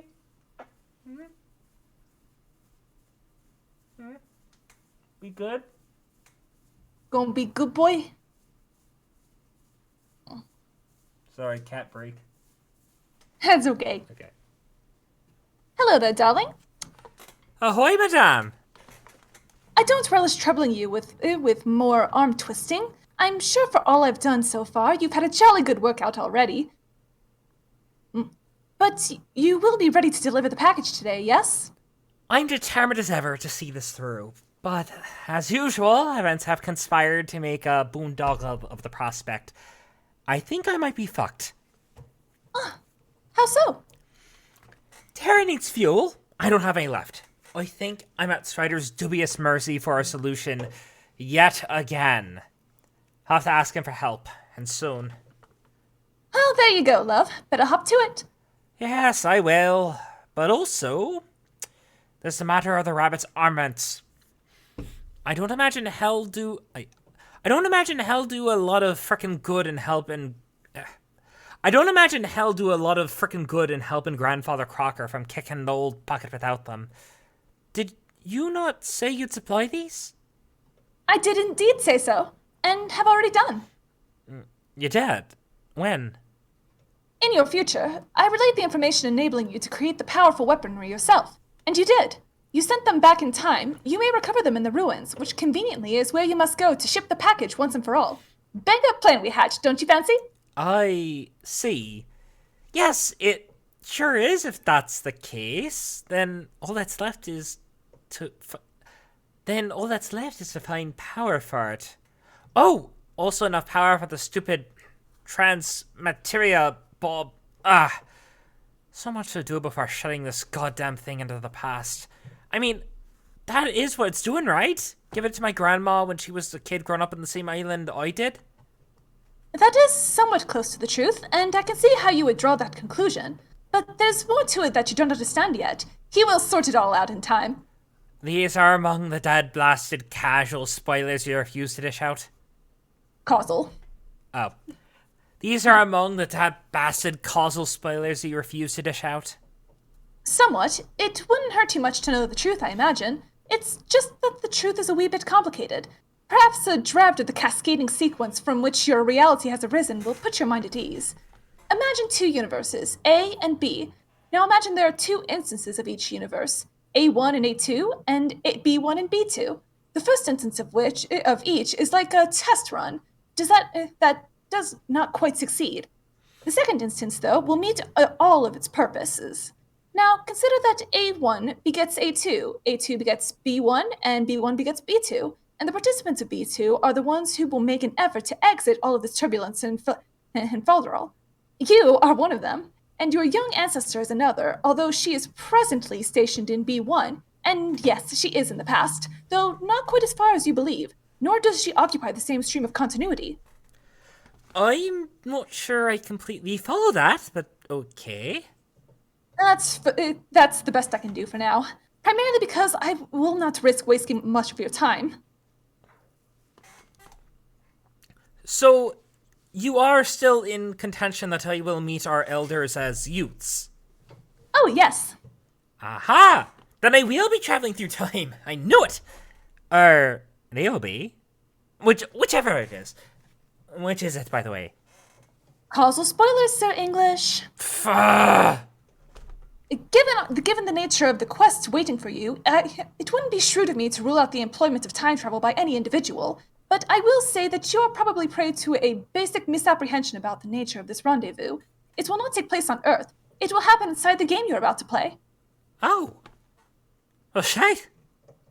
Indeed. This is frightfully exciting. I'd love to meet them. I never got to know my grandma very well, anyway, and it always seemed like she'd led an amazing, adventurous life. Then this seemed to be proven true in my correspondence with her, so I'm really looking forward to it. So true. I'd pay a hefty ransom to get to know my forebearers. I remember you mentioned your race doesn't really jive with our familial speaking. Correct. I never knew those who would identify as my parental equivalents. It isn't the way my race propagates. Our ancestors precede us by millennia. Well, yes, ours do too. But generally we have all of these other people in between them, and the most recent ones are called parents. So I guess you did not have those, like, systemically? Nope, never did. Well, neither did I.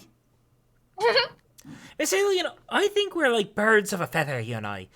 When do I get to learn your... When do I get to learn your name, by the way? Truthfully, it's maybe for the best that you never know it. It could stir up some things best left in their present equilibrium. And now I think I should bollocks off and leave you to it. But, wait! There are still some things I'd like to know about today. About this game. No more procrastinating. Contact your friend, darling. Yes, fine, okay, I will. But, just please tell me, just please tell me in the least cautiously spoilery way possible, what are we even trying to accomplish here? What is even the root and point of this game? I think you will have more fun than you can imagine finding out. But stated concisely, and short of spoiler, as you so charmingly put it, your objective today is to pave the way for the arrival of gods. Kisses! On Earth, more computers. How's the accent, by the way? Fun. Good. If you're going to message your good bro, you might as well use a more comfortable computing device. You always found the Husktop to be a little clunky, way too hands-on. Here are just a few at your disposal. Your grandma always was an advocate of thorough preparedness. She would strongly advise staying not only armed to the teeth, but well equipped in the computational department. You've been taught you should really carry no less than 5 computers on you at all times, like a sensible person. Very sensible. Not computers. Oh You no. put on a few... Oh no! I know what that looks like. You put on a few of your more ostentatious devices. Luckily, or unfortunately, you grew up alone, so there was never anyone around to point out how ridiculous you look. These were also inherited from your grandma. In addition to being quite the globe-trotting adventuress, she was rather enterprising as well. Her company made many products like this to compete with the corporation owned by the cruel baroness who raised her. Sadly, BC Corp eventually crushed her company and forced her into exile.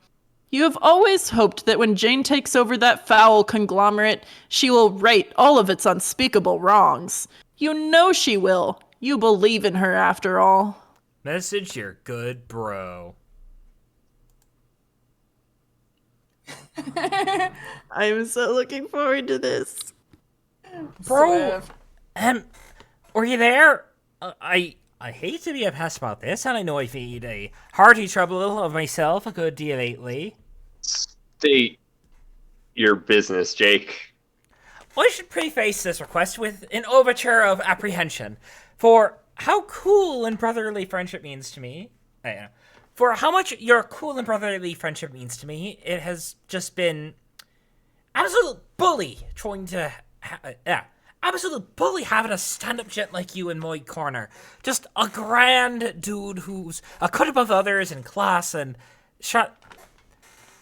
camaraderie. Whew. Grubs for fresh kerchief. I hope that shit isn't coming across as platitudes. I really mean it. Hello? We Hello? can hear you. Okay, good. My power went out for like a second, and now the router is rebooting. Ah, heck. Well, it's a good thing you're still connected. How are you yeah, still connected? On my phone, I'm using mobile data right now. Oh, shit. Is my sound quality okay? Good enough. Yeah. It's worse than All right. usual, but definitely workable. I mean, given the mic you usually use, it's not that much of a detriment. You're right, True. you're right.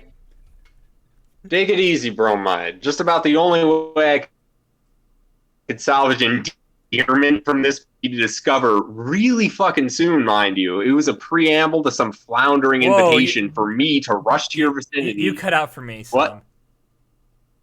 Ah, piss. 1 sec. That's in character. Oh, you're cutting out a bit. Could you resolve that some before you continue? Howdy. Howdy. Hello. Oh, hello. You're on your normal mic again. With a Yep, weird it's background hum. Ah, come on. How? Select preset gaming apply. It's like you're using like an analog setup that's like a little outdated. You know, it could be that you're using the fucking band mic. Are they still making games for that? Ah! Ow! I'm so sorry. Every other stream, man. Every other stream. We're doing It's it not my live. fault this time. Hey, chat, are you awake?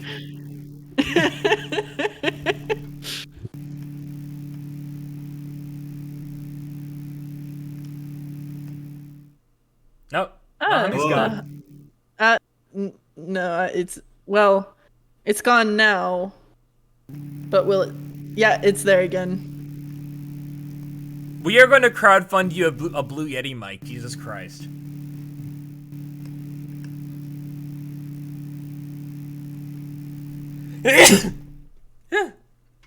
God damn it.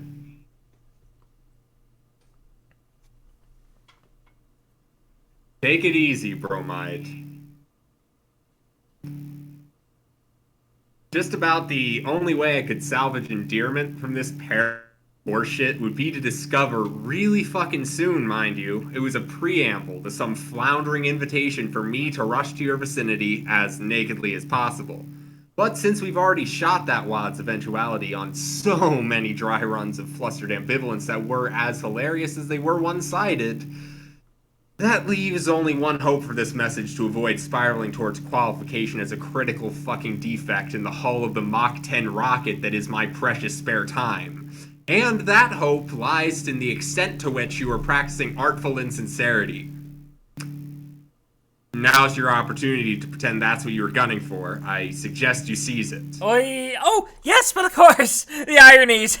Good grief, how I was bandying them just now. You know, dude. Blow smoke off a red hot irony pistol. Not suggestively. Yeah. Okay, nice. Now that your obsequious preface has been established as indisputably entertaining for all the right reasons, and intentionally so, let's bear down on these dire as shit needs you've got. I'm guessing you're probably jonesing for uranium about now. No? But, as if I could be so reckless with the stuff. I would have to be a mighty irresponsible to run out already. No, I'm all set in the uranium department, and really, when you take a look at the big picture, you'll find I'm sitting pretty when it comes to just about any radioactive isotope you can mention. However, my backup reserves that I keep strictly for emergencies are running a little lean. you know what my grandma taught me about preparedness. Tugs that colorful lapels. You are out of uranium. It's basically mathematically impossible. That's not why you're contacting me. Christ, what an insufferable awesome friend you are. Okay, can you please just sendificate me some already? I'm kind of in a hurry. You do know my offer still stands. What? You know, I've offered to construct the rabbit for you many times before. I would craft a much deadlier model. Oh, I know you would. It's just... That man. I told you this is just something I have to do myself. It's a promise I made to Jade, and I'm going to live up to it, even if I'm not the best or even second best robosmith I know. I know this is your policy. You've done a good job and you should be proud, but it's my responsibility as your friend to offer you one last time. Just as it's my responsibility not to just fork over a bunch of uranium just because you ask me in a moment of weakness. Frag! Why not?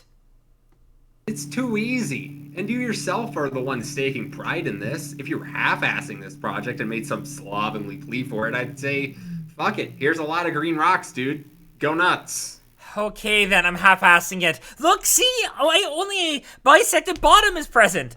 Where is the other half, you ask? Why, nowhere. It is nowhere to be found. I didn't use it. Nope, not buying it. I know that every ounce of your premium behind can be accounted for in that rabbit, and there's no goddamn denying it. And you know perfectly well where some more uranium can be located. Jesus Christmas, you're such a freaking douche. It seems you think I'm a fucking douche. Well, that's your opinion, I guess. That's cool.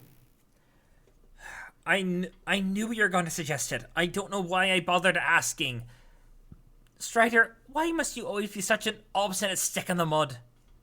It seems that you consider me to be, no less than 100% of the time, an obstinate stick in the mud. I unironically respect your position on this matter. Hey, let's continue to exchange ideas. Wait, it seems? What? Oh, for fuck's sake. Something the matter, Jake? This is your autoresponder. Arrow. Look at that statement you just made.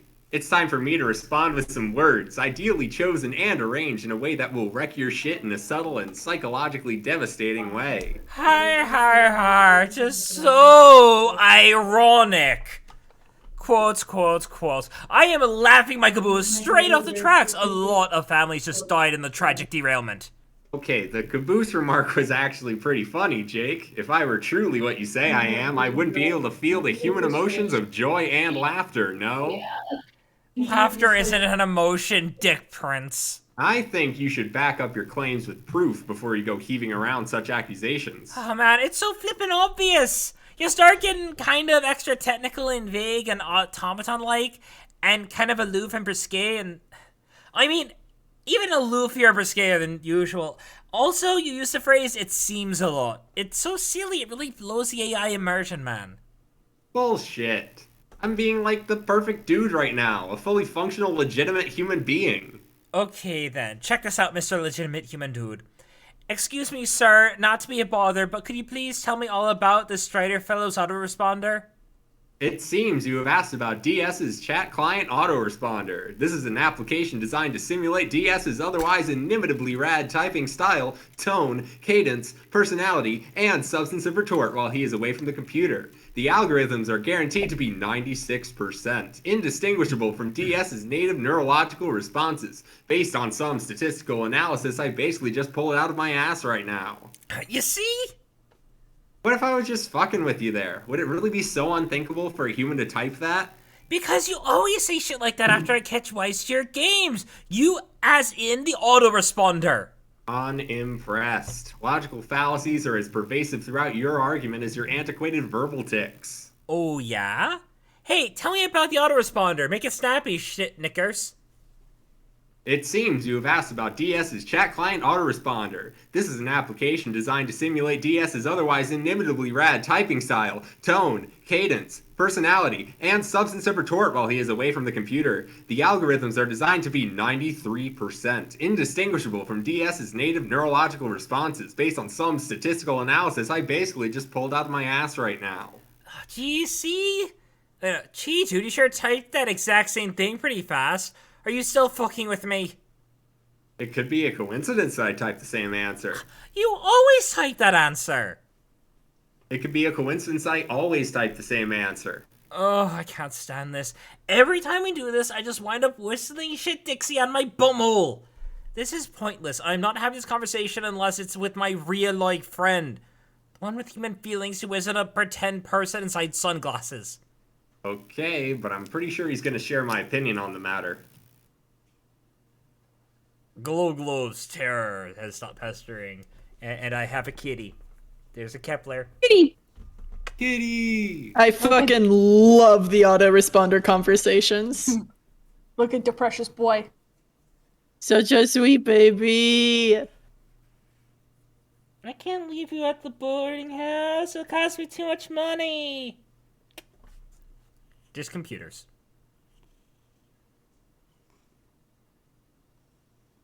Computers. Yeah. He's just so infuriating sometimes. Or at least his responder is. Okay, the real Strider is too. There's barely any difference between them anyway. The responder just uses a few more generic response templates, and even those you suspect the AI is savvy enough to use on purpose for the sake of irony, or to get a rise out of you or whatever. That silicon bastard knows damn well what it's doing. You shed this ridiculous outfit because you look like an idiot. It's time to get serious here. No more fooling around. You need a more dignified looking computer. A thinking man's computer. The terrifying thing is that we are already about there in terms of technology. There is actually, I don't remember what it's called, but there is a program set up for messing with scam artists over email. It will generate, you basically forward a spam email to this website, and then it will begin to communicate with the scammers using generated responses. That's fucking amazing. Where? Skull Top. Much better. You look like you mean business. No sign of Lalonde online. No surprise there. You wonder if Jane knows where your bro's at. You should try to cool your jets before talking to her. Today is a special day she's been looking forward to for a long time, and she's probably on cloud 9. You wouldn't want to ruin it for her. Pester Jane. And this is the same conversation from the first time around. I'll go downstairs.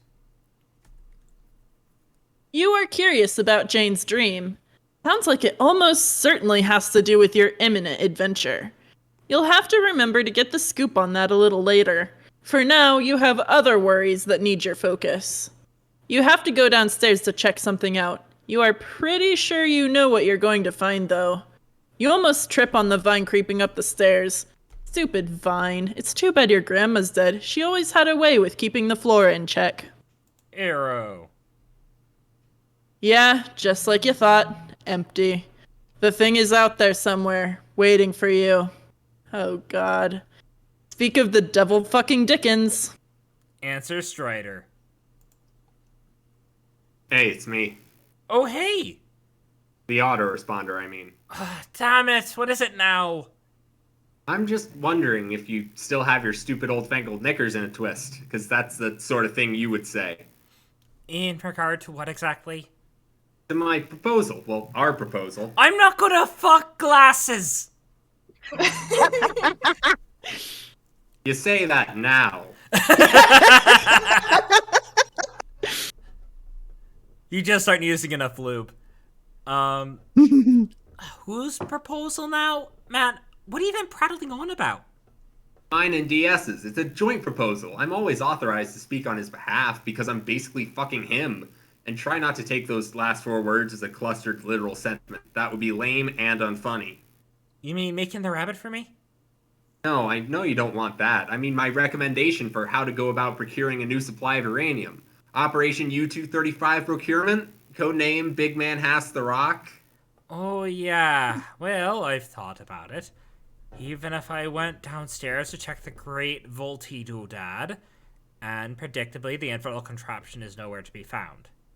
Well, yeah, Jake, that's sort of the point. Thrill of the hunt and all. I thought you liked to manicure the image of a dude who shits his pants over a good adventure. I do. I mean, I wouldn't put it in a way like that or come out against a solid policy of clean trousers, but yes, adventure is awesome. I just prefer the idea of adventures which I can actually win. It seems you're conflating adventure with bodies necessarily governed by the result of victory or defeat. Any useless fuckwit knows it's all about the journey. Well, I don't know. It seems there is a 76.1039578.4% chance you are pussying out on me. Are you pussying out on me, Jake? It seems. It seems there's a 1,000,000% chance that you say it. It seems that there's a 1,000,000% chance that you say it seems way too much to do. It's hard. This is hard to read with the accent. It seems there is a 1,000,000% chance that you say it seems way too much and do it just to sound more like a lame robot from a movie, and also probably just to piss me off. And it seems there is a billion% chance that you're a shitty, stubborn jerk of a program who won't listen to the reason, and that if there's a 1% chance my real life friend would be cool and it seems there's a billion% chance that you're a shitty, stubborn jerk of a program who won't listen to reason, and that if there's even a 1% chance my real life friend would be cool and help me out here, then I think I like those freaking odds. I just want to point out that a billion% chance would still be a 1,000,000,000.1. Yep. It appears that you are upset. The autoresponder observed in the least artificially infuriating way possible. Have you ever stopped to think that while I may be bound to processes inside the glasses of a real and incredibly cool guy, my algorithms and cognitive totality compromise a conscious entity not far short of the experiential and emotional complexity of a human being? Oh, I don't want to say that. I love the idea of AIs and AI singularities. Mm-hmm. Oh, malarkey. You are a tin can. Robots don't have feelings, and I am a heretic. I think you knowingly confuse the field of robotics and artificial intelligence to engender some sort of cavalier attitude about technology that a rough and tumble guy who's all about brawling and fisticuffs would probably have. And if this is cultivated to a humorous effect, then I commend you. But you're wrong. I do have feelings, and you're shitting on them. It sucks. Oh, I'm sorry if that's the case. No problem. It can just be difficult to draw up sympathy for a program that presents itself as an imposter so often. Maybe if you weren't so ready to insist you were the genuine article all the time, or didn't make it so confusing for me, I think it would be best if we henceforth treated you as a totally distinct, thing from my buddy. And then I could respect your emotional robo feelings, and you could respect that sometimes maybe I just want to talk to my bro without a lot of spurious hijinks. Can we agree to this? Is this a counter proposal? To what? To my earlier proposal. Oh, fine, I guess. Man, where is he anyway? Is he taking one of his legendary infinite showers? What can I say? Dude fancies his ablutions. Frig, okay. Whatever, I guess it's time for me to prepare for the thrill of the hunt. Fuck yes. But seriously, that robot has been the bane of my existence ever since you sent it. Arrow. What the fuck? What Shush. the fuck? Is robot. I didn't. I didn't send it. I sent the parts. Okay, or correction, DS sent them. You then assembled it. You were therefore complicit in your own spectacular daily humiliations. Yeah, whatever. You wanted someone... somebody to wrestle with. Yeah, that's you.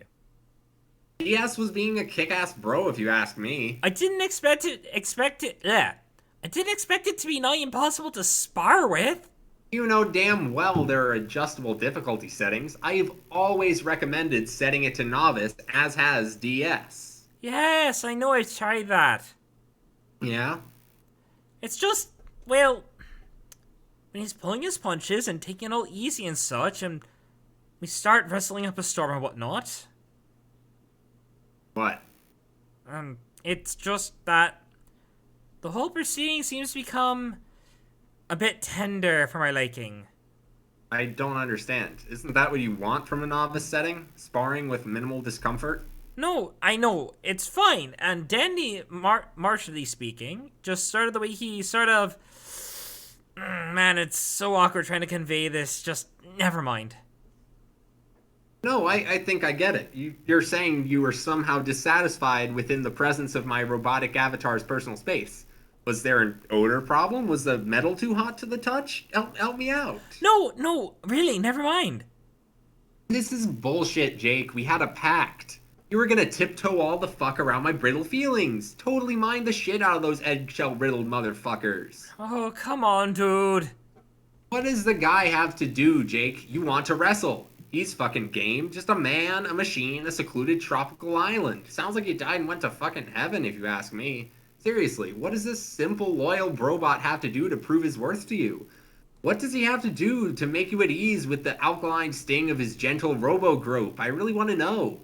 Maybe he should just rip his heart out of his chest and pound it into green gravel there in the jungle with his hella strong robot arm. Invoke onomatopoeia, pound times some ridiculously precise value retrieved at astonishing speed from my rad neural net. Check it out. Little green rocks all over the goddamn place. More than you could ever hope to cram in a shoddy metal rabbit or any other pliable orifice which might be convenient. Because clearly it's up to a soulless droid to feel emotions for the both of us, you callous corporeal carbon ape, all trotting around with your fancy fucking DNA and shit. It's just he starts shoosh popping and it's a little weird. Thanks for that, Swift. But gosh, does your prose ever make a fella feel uncomfortable? Bros. Oh, right, my mistake. You know what? I've just decided. If the Brobot's novice setting makes you uneasy, I'm gonna disable it remotely. Done. Now you got nothing to worry about. Oh man, but no, oh man, Happy? no. Oh man, but now he'll be hell impossible. Happy hunting, Jake. Fucking shucksbuster. And ceased. Arrow. Okay, if he wants happy hunting, you will give him happy hunting. Happily. Exit.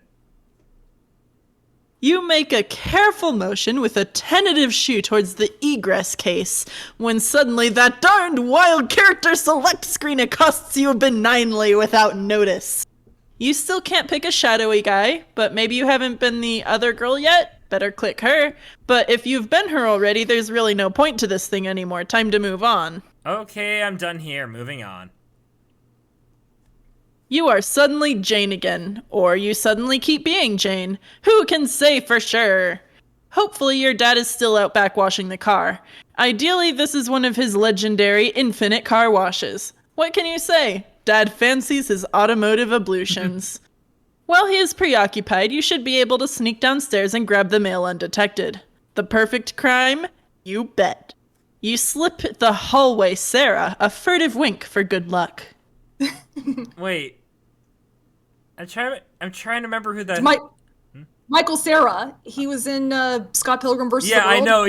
There's a period of time when he was in basically everything where it needed an innocent cinnamon bun dweeb. And also super bad. Yes. Also super bad. He definitely had a kind of typecast to him. Yeah, he wasn't McLovin, though. Is he still doing things? I mean, probably. I'm not sure what, though. Examined portrait. Just one of your dad's bland hallway douchebags. Another example of his cornball dad tastes, which make you roll your eyes and shrug. Still, it's preferable to how it used to be. Years ago, he would work really hard to mimic your interests throughout the household. Gaudy paintings of sitcom legends covering the walls, hideous detective figurines littered everywhere. You think it's better that he embrace his own interests rather than try to pander to yours. It felt a bit forced, and your early teen years were filled with daily rounds of familial strife. Not so much anymore.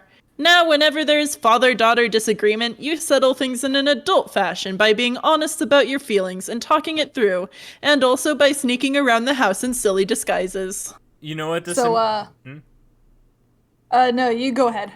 doesn't this imply that her room is covered in random scrawlings of detective names?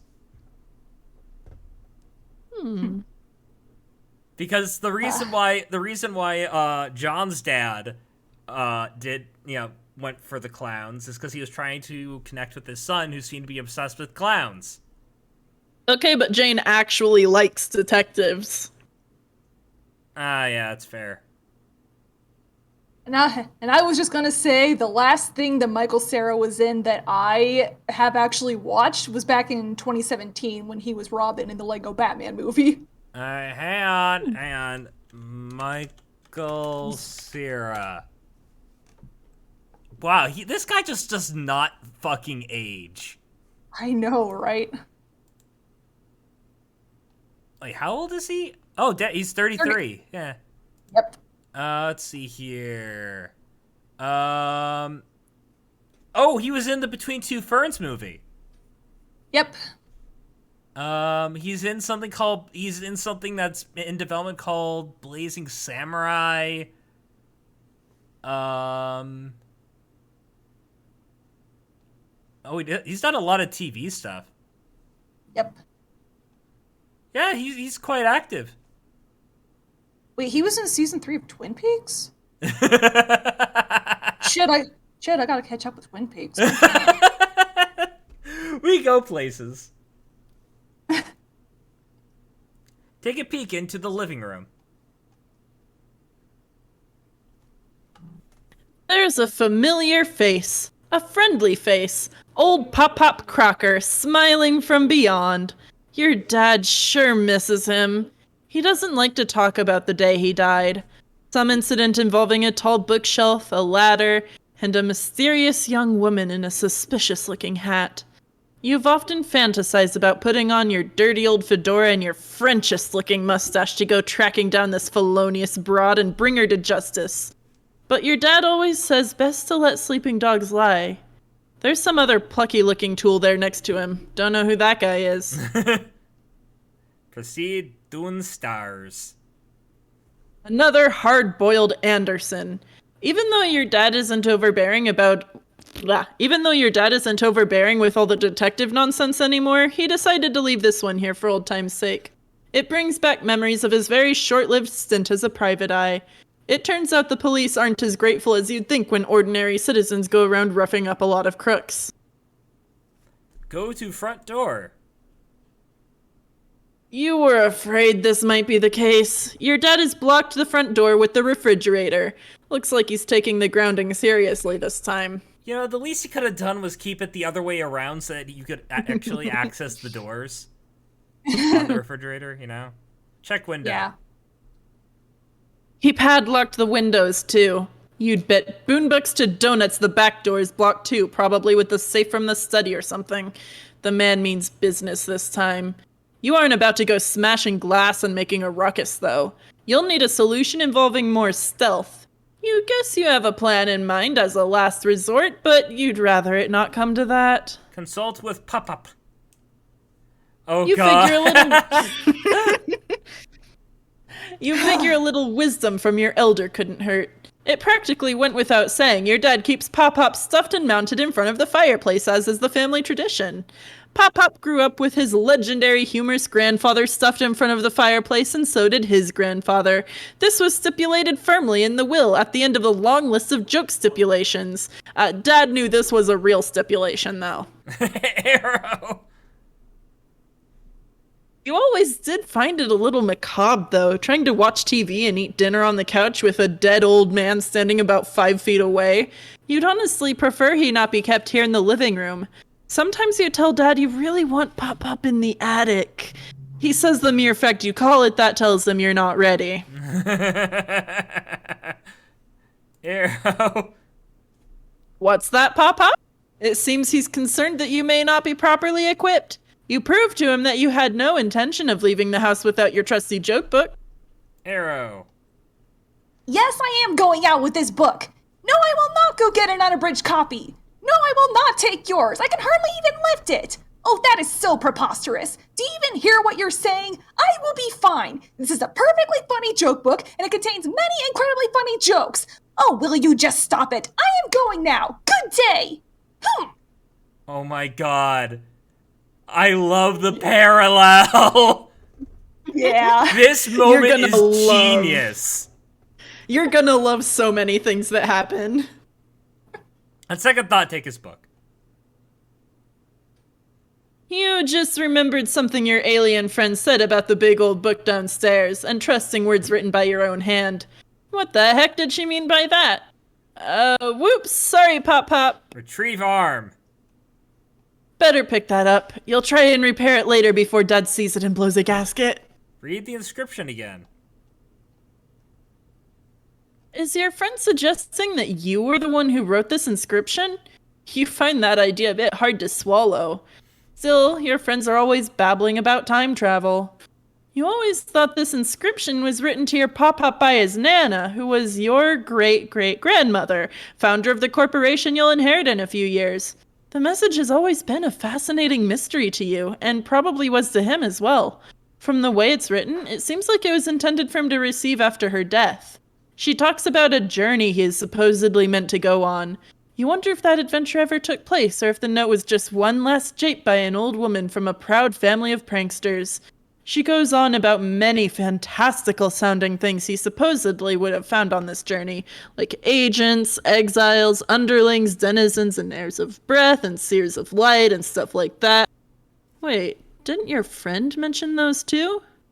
In any case, this message to Pop-Pop from his sweet old Nana is the best evidence you have to dispute all this evil Batterwitch nonsense. She clearly cared for her grandson very much and would never start a company responsible for the things it's accused of, let alone be alive today to perpetrate them. But then, what if she wasn't the one who wrote it? This thought makes you very nervous. You suddenly remember your dream. What did it mean? You should talk to Jake about all this. Bother Jake. Jay, how goes the bunny quest? I've barely even begun. Tell me about it. You're off to a sluggish start then, too, I gather? Dad has the whole house in full fatherly lockdown mode. Talk about blowing a few measly assassination attempts way out of proportion. So I'm currently mulling over my next move. What is it that has you hamstrung? Did you ever track down the slippery Mr. Strider? Not exactly. His stupid double glasses have set me on a wild goose chase to go pry his dumb robot chest open and swipe its uranium. Sounds dangerous. No shite. I think I'd rather deal with the monsters. Why is it that our two best friends in the world always seem to place themselves at the source of all our problems while simultaneously presenting their only solutions? I know, right? I'm debating whether or not to enlist his help in the matter of my current imprisonment, but I'd rather keep it as a plan of last resort. Sorry, I lost my place because of the cat. Don't do it, Gene. It's a trap. We'll see. So I take it you're out and about now? Hell no. I just spent so much time haggling with those confounded shades. I'm only leaving my room just now. Right. Well, not to keep you too long, since we both still have our missions ahead of us, but I wanted to tell you about that dream I had. Oh yeah, I was curious about that. Tell me everything and make it snappy. Whips up a bucket of freshly popcorn. Who? Okay, but I should say that the nature of the dream was a bit worrisome, and I'm concerned it may have implications for the game we're about to play, so it's probably best that I tell you about it before you leave. Well, shoot. Okay, lay it on me, Jane. I woke up on the planet which we've been told about by our mutual acquaintance, the one covered in golden cities. Prospit, remember? Oh, wouldn't it be Prospit's moon? Yes, you're right. It was the moon, actually. I could see the planet on the dark horizon. I was dressed in a golden dress, sort of like a nightgown, and I could fly. I left my bedroom, which is at the top of a tall tower. Surrounding me were the gold cities, just as described. Behind the skyline was darkness, but just above was a bright blue sky and puffy white clouds. Oh, that was Skaya. Yes, probably. Are you sure you haven't woken up there before? I wish. I would have received report. I would. I wish I would have received reports from Jade about this as well. She liked to talk about her dreams on Prospect Moon a lot. I see. The impression I have developed is that this is supposed to be a real place, and all who dream there have shared experiences. Did Jade ever mention seeing us there? No, but why should she? No, but why would she? This is long before we were born. She was dreaming there like 100 years ago or something. Anyway, Arrow. I explored the moon and began to notice people gathering in the streets, but they weren't human. They were funny-looking, perfectly white creatures. Yeah, those are the Prospidians. They have these hard carapace shells and also have something to do with chess, I think. Well, I don't know if they had much to do with chess here. The more closely I observed, the more they appeared somewhat despondent. Like, sad? Yes, I determined they were in mourning, actually. Hey, Jane, you said I was in this dream. Where do I come in? Shush, I'm getting there. Arrow. More and more Prospidians were filing out of the buildings every moment. They all began to form a single major procession. When I got clear, I could see that there were tears, that some were in tears. I realized this was a funeral. Arrow. I heard whispers, but couldn't make out what they were saying, so I got closer. They were all saying the same thing over and over. Arrow. The page is dead. Our hope is lost. Arrow. The peach? Who's that? Arrow. Ah! Jake, the page was you. Arrow! Oh! Drat, are you sure? Yes, I saw your body lying in a sort of coffin on a bed of flowers. You were dead as a doornail. Everyone was so distraught, including me. Arrow. But before I could get too horribly upset, let alone make any sense of it, I woke up. I, of course, immediately wanted to tell you about it, but it was still well before sunrise for you, and you were surely still asleep. Then as the day went on, I guess I became distracted by other things. You know how it is. I hope I'm not too late to warn you, though to be frank, I don't have the foggiest clue what it is I'm warning you about. Dear Jake, oh please do try not to have already died in my dream? Likely while you were sleeping, perhaps peacefully? Yeah, I see your point. Still, I think you'll agree that it's to be viewed as a troubling omen. I care very much about you, and I don't know what I'd do if I lost you both in my dreams and here in this world. So, for whatever good news does, just please be extra careful out there today. Roger that, Janie. And same goes to you about being extra careful with these various rogues accosting you with foul play lately and whatnot. Because, well, I sure do care a lot about you, you know that. Hooray! Will do. Now, let's get this silly old adventure off to the races before the coat of dust it's growing gets any thicker. Booyah! Okay, good luck, Jane. I'll keep you posted. See ya. Get silly old adventure off to the races. An Irish accent works surprisingly well for him. You've never heard it before, but now that you have, you like it. Mm-hmm. Arrow. And Arrow. Oh god, the pumpkins. The fucking pumpkins! What pumpkins? Arrow. Interesting. Examine non-existent pumpkin patch. Although these pumpkin vines are amazingly prolific, every morning when you leave your bedroom, you'd swear half the pumpkins vanished overnight. It's probably just the fauna eating them. Not that it matters, because they keep growing right back. It wasn't always overgrown like this. When you first discovered the transmaterializer, you started messing around with it haphazardly. You kept purifying pumpkins from somewhere. It was just pumpkin after pumpkin until one time a copy of the bunny you inherited from Grandma showed up with, much less old and tattered, of course. All that fooling around was before you realized how precious its fuel would be. Such a waste of good uranium.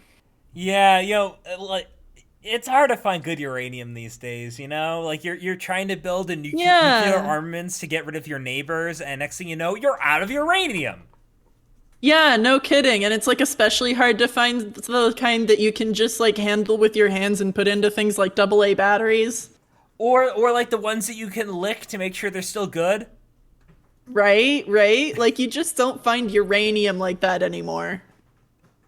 And also, you don't find like the glowing green, like the really bright glowing green uranium, the really brightly green glowing uranium that let you know it was still fresh. Right. These days, it's all synthetic uranium.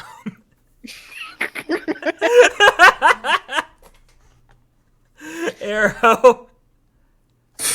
I got plenty of plutonium over here, though, if you ever need it.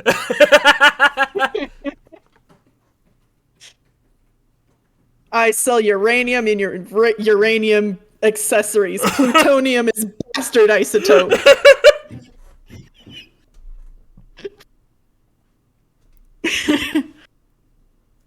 You brought all the surplus pumpkins home and left them lying about. Then the seeds sprouted and started growing out of control.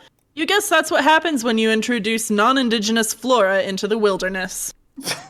Jake, be completely oblivious to the thing in the background. Swift off. You successfully failed to notice it. Wait, notice what? You don't even know what we're talking about here. But it doesn't matter for now because suddenly a wild chum assails you with banter. Answer Lalonde. Holy shit, Jage! Look.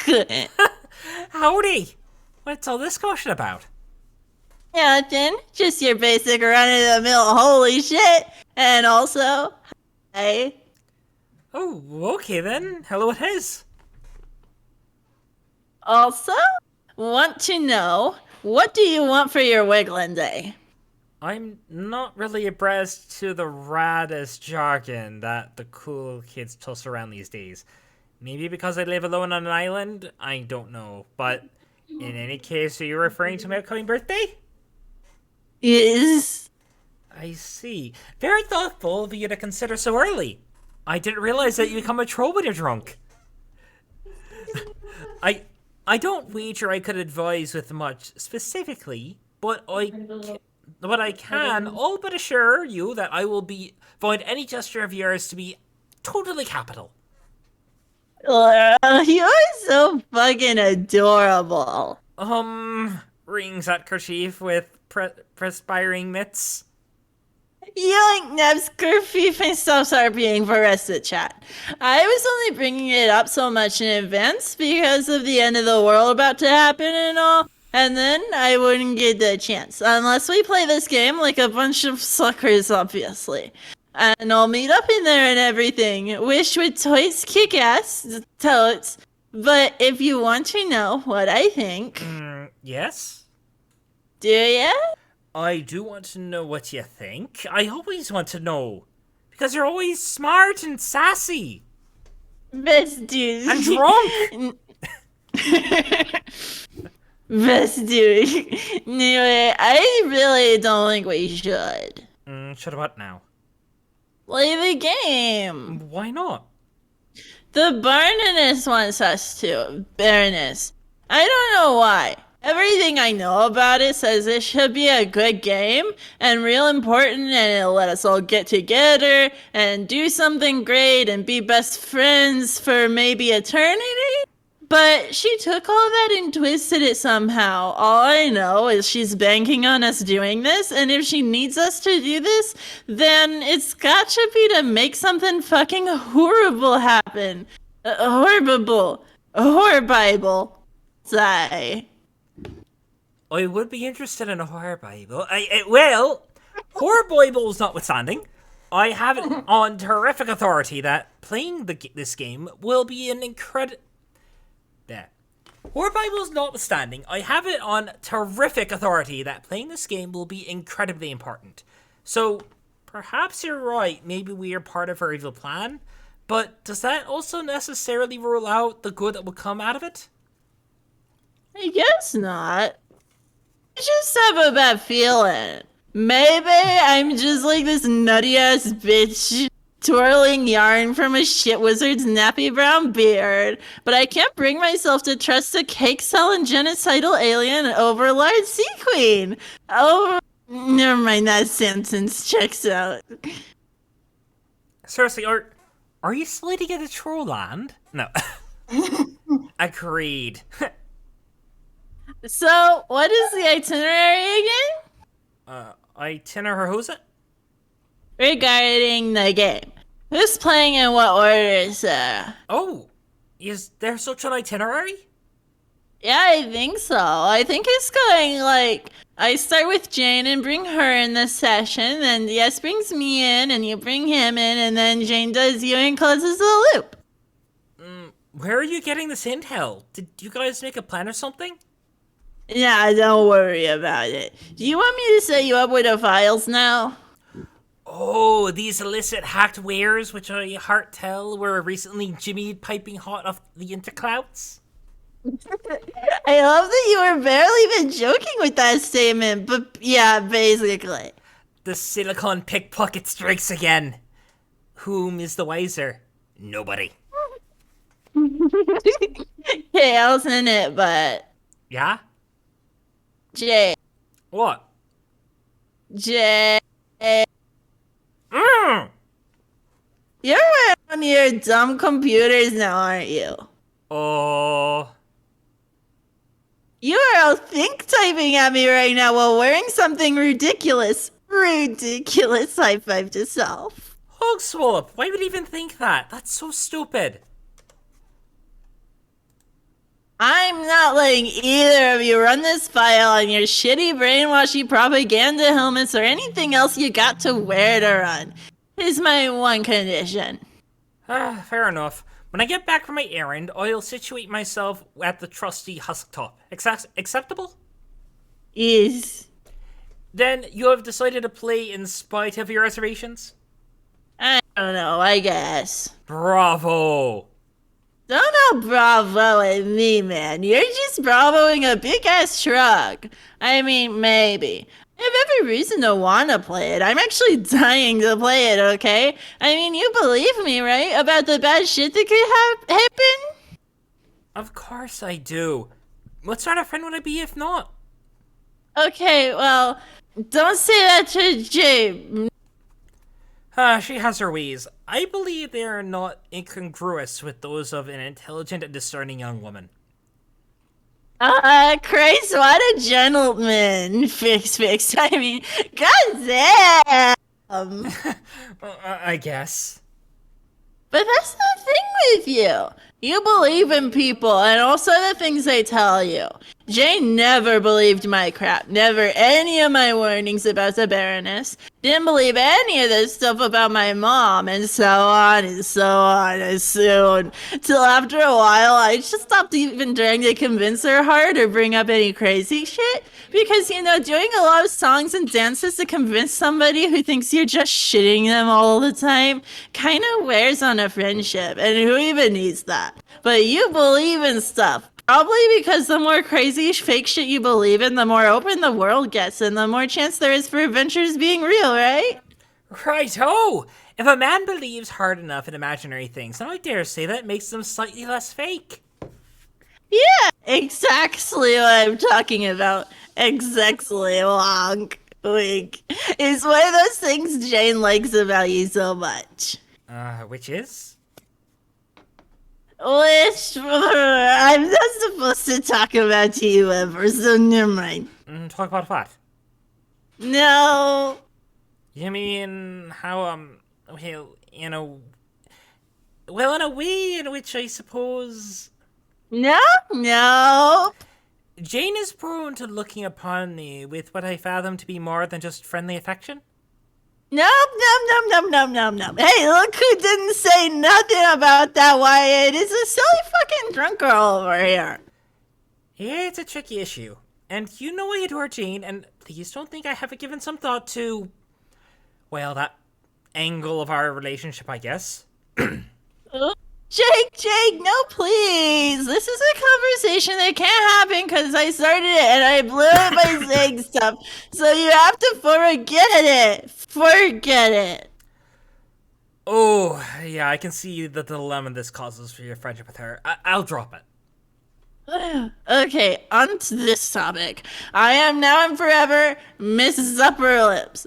Zupperlips, Miss Zupperlips. Mark Okay. Zuckerberg.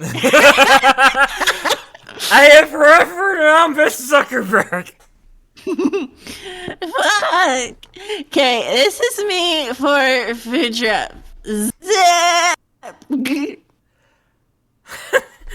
Oh my, nothing is escaping that lovely lady's whistle. Nothing is escaping that lovely lady's whistle maker. It's shut tight as a drum. Oh wait, I hope that didn't sound dirty.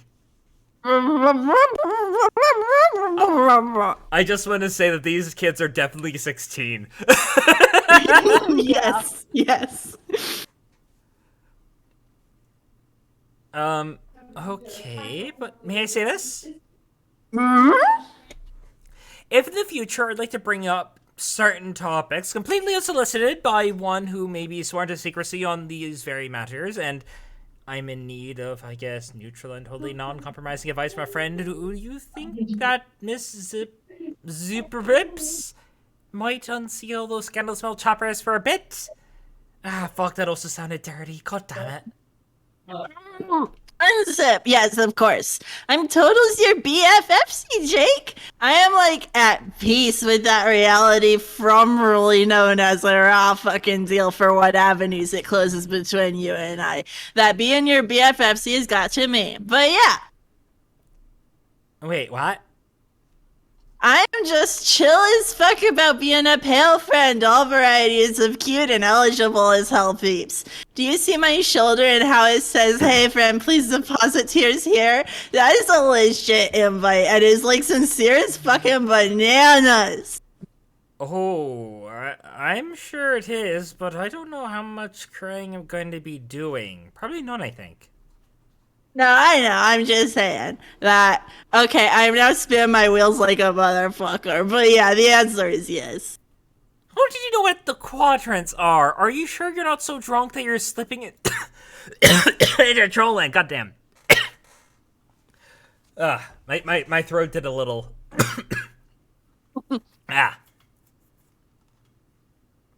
Breathe. I'm trying. Breathe normal. And only if you talk normal. No. You're just gonna have to suffer. How's that normal when this pestalog ends? Great. Until then, I'm in character. Great. Perfect. Awesome. Amazing. I am so proud of you. And not that I'm backpedaling, but what about your best bro? Don't you get to talking about him about girl troubles ever? Yeah. Well, like I said, the whole thing is complicated. Best not to get into it all until I'm ready to, really start manhandling these bushel loads of prickly pears. Pringly pears? The pears being the tricky subjects in question, metaphorically. Right. Poor Jake. Up to his neck in all those woes. Literally everybody wants to fuck me. Congratulations, you figured out the core, you figured out the core of this character. That's a good thing I gave him the Irish accent. Nah, it's cool. Speaking of which, I heard he's making you track down his robo self to kill it or something for uranium. And the AR disabled in novice setting. Yeah. You are so fucked. Almost certainly. I was actually just getting all my final affairs in order when you messaged me. I was to bequeath to you all of my WAB posters. What? Weekend at Bernie's, damn it. Oh, fuck yeah! I'm always in need of something to put under my cat's shitbox. Okay, tell you what. As an early wiggling day thing, you know what I'll do? I still don't really get the wiggly thing, but know what? I'll enable the robot's novice setting again for you. Wow, thanks, I think. But if that don't count as the whole thing, I'll think of something better too. For now, peace out, Jake, and good luck on your Robro crest. Commands Robro Crest.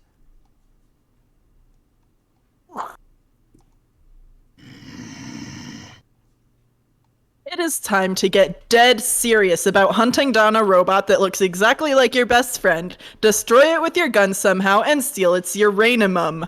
Uranium. But the thing behind you that you were oblivious to starts grumbling.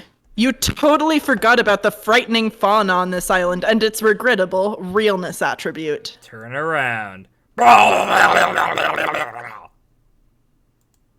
Strife!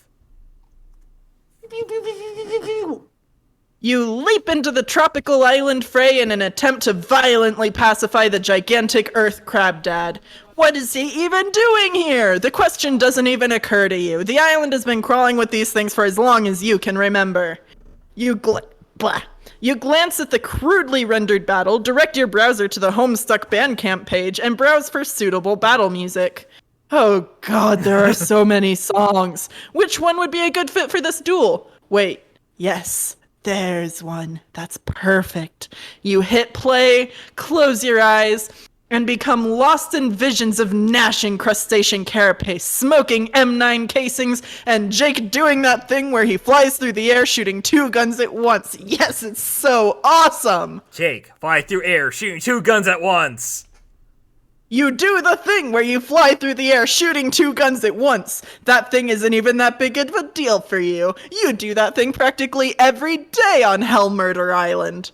Your furious salvo of deadly bullets scares the frightening fauna off into the jungle, realness attribute and all.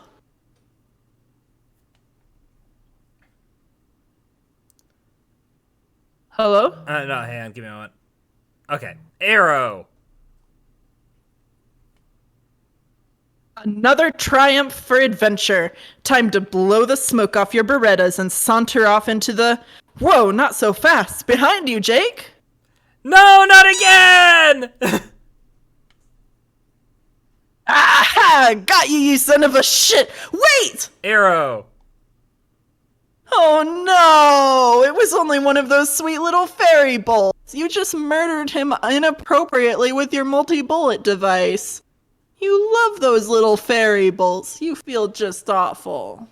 Troll space is bleeding into human space. Arrow. Wow. Arrow. Arrow. Jane, implement plan of last resort. You have waited around long enough. Dad's legendary car wash won't last forever, and the day isn't getting any younger. You pack up Pop-Pop's book and bust out your trusty homing device. Activate. Here goes nothing. Oh no. Arrow. Ah! Arrow! Ah! Arrow! Banui! God, he is such a little troublemaker. Hopefully he will mind his manners today. Arrow. Arrow. Arrow. Interesting. Jake, exit 4 east. Arthur! Jake, behold zoological splendor. Looks like the centaur herd is out in full force today. You have to be careful about walking under them. There are extreme hazards involved, such as the threat of falling manure or milk. You know, I'm starting to think that, a certain troll wasn't his fault. He's obsessed with these things. I think that that scratches just seem to create centaur furries. Examine Frog Temple. Ooh, Dargan. There are the ruins you'll be making your way toward once you've got the uranium. Still need to locate that enigmatic robot. He's out there somewhere, just watching. You can feel it. Can't let your guard down for a second or you'll get served like a dude on Butler Island. Look down. Uh-oh. Something's coming up. Arrow. Da-dun. Arrow. Da-dun. Arrow. Da-dun. Arrow. Da-dun. Not the encounter you were hoping for today. These things don't back down. Jane, assess... Except in matters of parenting. Jane, assess damage. Poor Pop-Pop's severed head got nicked by the fireplace poker. He's going to need a lot of work this time. Over the years, your dad has spent thousands of dollars on repairs. Oh well, how much more grounded can you get than you already are? Put head back and that falls into the fireplace. You stick the poker down his neck hole and jam the head back on the spike as a temporary measure. That looks somewhat more respectable, you guess. Looks like the troublemaker's father is calling. Answer Strider. There he is! Why have you activated Dear Sweet Huggy Bear? Are you in danger? Oh no, I'm just trying to leave my house. Is this the real you, by the way? Yeah, it's me. I disabled the AR for now. Okay, just making sure. Jake was having some issues with it earlier, and I don't think he received its obfuscating tendencies in the humorous spirit intended. Yes, I'm catching up with the situation now. Oh, so you're talking to Jake then? Nah, just reading their chat logs. Man, what the fuck? I can't leave these two alone for a minute. Can't a guy get his ablutions on and fucking... You're kind of fading in and out a little bit. Oh dear. Not Alright. terrible, but...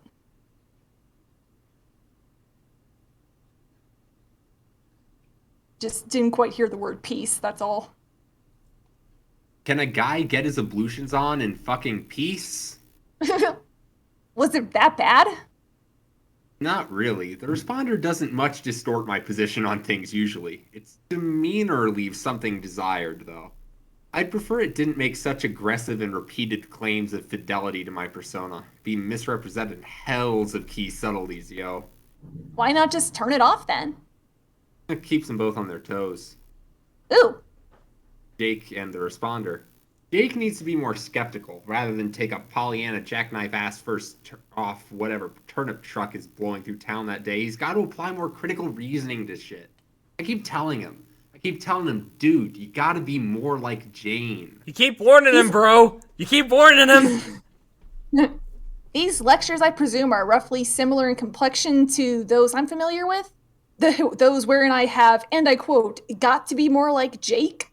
Yes, exactly. You're finally fucking getting it, I sincerely doubt that I am. said the stubborn skeptic, skeptically. Let's not talk about my issues again, shan't we? Shallant? That ain't a thing to say, even for you. Shush! The word shan't escape my vocabulary any longer, just as you shan't nitpick my language. That's my turf you're on, Buster. Alright, kinda don't care. What were you saying? About what? Jake? About leaving the responder on. Yeah. Anyway, I kinda owe it to him to let the program run as often as possible. Jake? No, the responder. It is a fully cognitive, self-aware entity I am responsible for, not even to mention an approximate cerebral duplicate of myself. You don't just make a clone of yourself to live in a dead-end existence where it has no chance to thrive as an individual or surpass its limitations. That'd be sick.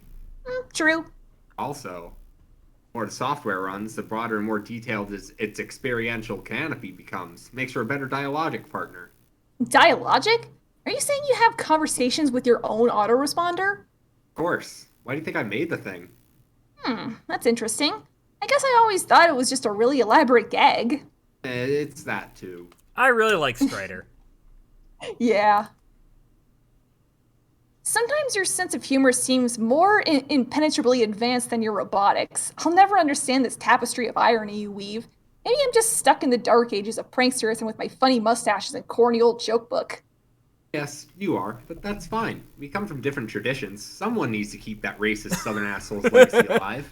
There's dignity in taking up the work of our familiar predecessors, even if what they did was insanely fucking stupid. Is that a note of bitterness directed at your superstar brother I am detecting? No way, he's awesome.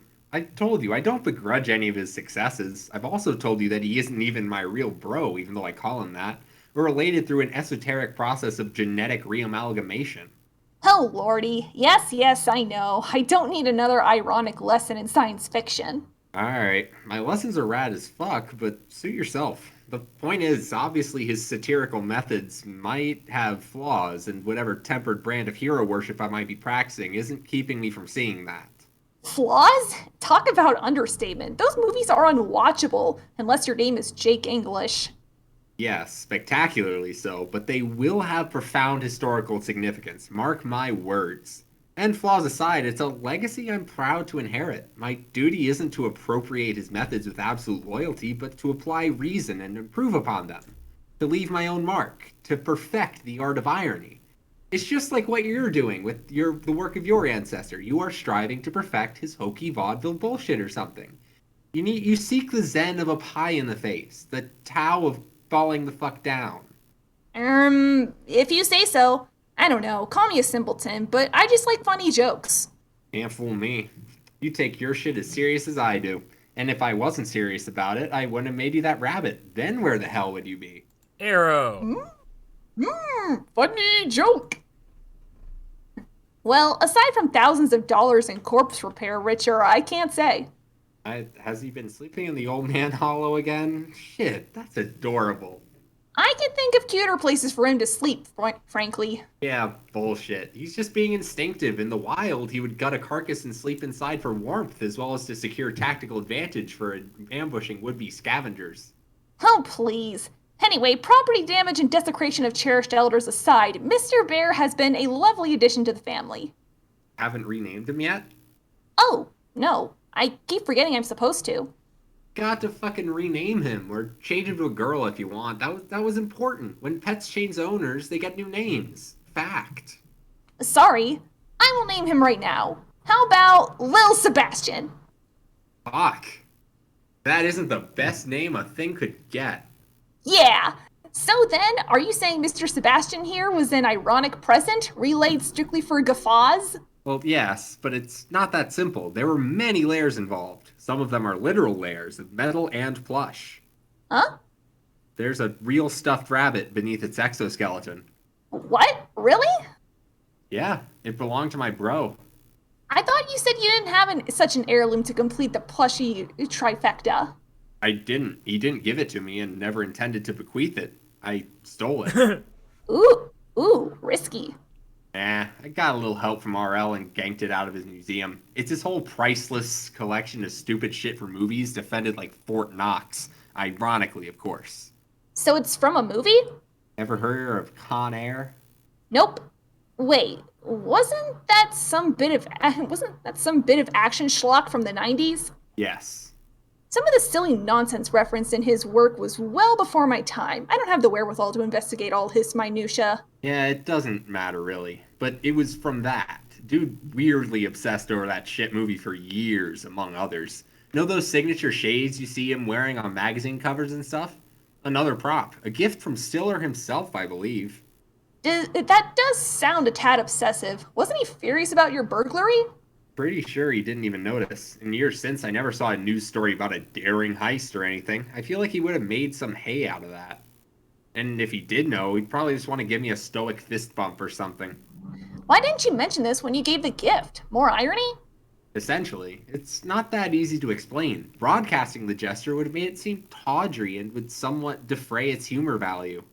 I see. So it was like a private joke, and if anyone besides you was in on it, the joke would be ruined. Like I said, there are layers. On one level, I gave you a filthy, tattered piece of shit, albeit of tremendous cultural significance, manhandled by some old B-movie actors, now candy-coated to function as a highly practical defender droid for your personal protection. On another level, I needed to incorporate something passable as a real heirloom for sentimental reasons. Duh. Wait, real sentiment or ironic sentiment? Or is there no difference? Am I missing the point here? No, it was genuine. The upper echelons of irony should always include measures of sincerity, and if the satirical practice is executed faithfully, it will achieve something bona fide in its own right regardless. Through an intense commitment bordering on religious devotion to the absolutely inane, absurd, or plain fucking stupid, a very different kind of sincerity begins to materialize, one of reverence to the ridiculous. You begin to mean it, but what exactly it is you mean is never quite what appears on the surface, and is utterly inaccessible to obtuse and literal minds. That you mean it then becomes inseparable from the joke, and additional rich strata of humor may be stripped aggressively from these irreconcilable truth. This is fascinating, if a wee bit more dissertation than I bargained for this morning.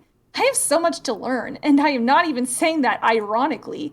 Will you teach me your ways one day, sir? Perhaps an apprenticeship will open? Oh god, I'd love that. Consider the position yours for the taking any time. Feel free to approach and kneel before Cal. With my sword in his floppy mitten, you will receive my flash step anointment shoulder to shoulder and to shoulder again.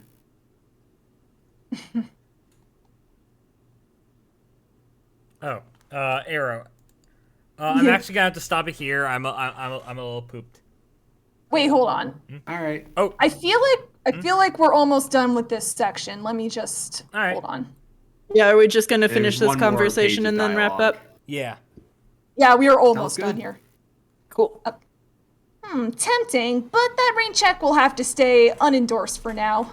Little Seb is beginning to act out, and I must put his fidgetiness to constructive use. Cool. Jane, one more thing. I'm sure you must be aware by now that you'll be the leader of our group, as you will be the first to enter the session. No? This is news to me. I never gathered that team leader was a thing for this game. Trust me, it's a thing. Are you sure? I have my doubts. I believe as a group we will have the temerity to succeed without my having to order people around like an insufferable bossy pants. That's why you're our leader, Jane. Optimism through stalwart skepticism is an affect not everyone is plucky enough to be graced with. That's stupid. Yeah, I know. You're not our leader, you're our friend, right? Precisely. There is a big difference. And statements like that are also why you're our leader, but only in name and spirit, less so functionally. If it puts your mind at ease, I'll be the one pulling the strings here. Oh, yes? Then this whole affair will be one of D. Strider's grand productions in puppetry? Yeah, I will be the unseen hand whose nimble digits are behind every subtle twitch in our session's bulbous foam ass. At least those gyrations not happening by the volition of its own quivering, absorbent proboscis. If you ever need help, Jane, if you're ever in any trouble at all, let me know. Just say the word. I'll whip the toggle stick of this ludicrous marionette, cavorting its humongous bottom to intercept your free fall through the abyss. Snow cone you up in the fluffy crook of its cleft. Don't be alarmed if you're in no hurry to unpry yourself, for the great jut of this impudent rump has more yield to your touch than you ever dreamt. Remember to catch your breath as it cherishes the imprint of your hand like a memento from a lover gone to war. There's a lot of give to that ass, you might say. Might like to settle in, make myself comfortable, start a family. Bounce a coin off that ass, you'll demand of visitors, it's not going anywhere. Bet that coin will take a good nap there. It's a gamble you win every goddamn time. Yeah. These lessons we talked about, they've already begun, haven't they? Jane, soon you'll believe what I've told you. You'll believe it all. It's just a shame that believing will take something so coarse as seeing for a girl as sharp as you. Critical thought can lead one to accept the unlikely just as much as dismiss the impossible. I can help with this too. Would you like me to program a Jane Crocker responder for you? I only require a simple captcha of your brain. Holy moly. Thank you, but no. I'm not ready to get dialogic with my cyber self just yet. My friends keep me busy enough as it is. Speaking of which, I really need to go. I know you love to talk my ear off, and it's always a treat, but let's catch up later after the game starts, okay? And if I do need your help, I promise I'll take you up on your offer. Why, I made several. Which one? The one where you, hopefully not literally, offered to catch me in the crevice of a great big squishy butt. Gotta go. And Jane commands Sebastian to lift Fridge. All right. Are we ending here, or should I read this page? We're almost done with this section. Yeah. Let's just keep going. Read the page. Okay. You order dear, sweet little Sebastian to put his fidgetiness to constructive use. He is eager to assist and lifts the appliance with ease. Arrow. He finds a note taped underneath the fridge. It seems to be addressed to you. Jane, read note. Daughter, if you are reading this, it means you are strong enough to lift the fridge. You have truly become a mature, powerful woman. I've never been more proud. Now, be a good girl, put the fridge down, and stay inside. I love the parallels. Uh-huh. That chance, Dad. This bird's gotta fly. Arrow. Uh-oh. Little Seb's acting out again. His legs are getting fidgety and bothersome. Better tell him to put the fridge down gently before he causes any more damage. Jane, tell Seb to put the fridge down. Yeet! Arrow. Boosh. Arrow. Oh yeah. Jane, throw your hat in disgust. Puff. Jane, level up. You've been climbing your ladder very gradually for various minor accomplishments here and there since you were 13. That was such a sweet textbook hat puff. It earned you just enough to clear the next run. Fedora fledgling. Nice going. Baby Ecto Banana. Bitches Ripper. Batterlass. Slapstick Damante. Junior Sleuth. Overbite Restart. I'm guessing that's when she needed braces. Snorkbait Spork Plug. Bespeckled Skeptic. Harbordasher's Daughter. Pratfall Princess. Breeches Healer. Soda Jerk's Confidant. Made in the Shade. Morning Starlet. And Fedora Fledgling. Read the next one. Oh no, the top one. Oh no. Read it. Sans.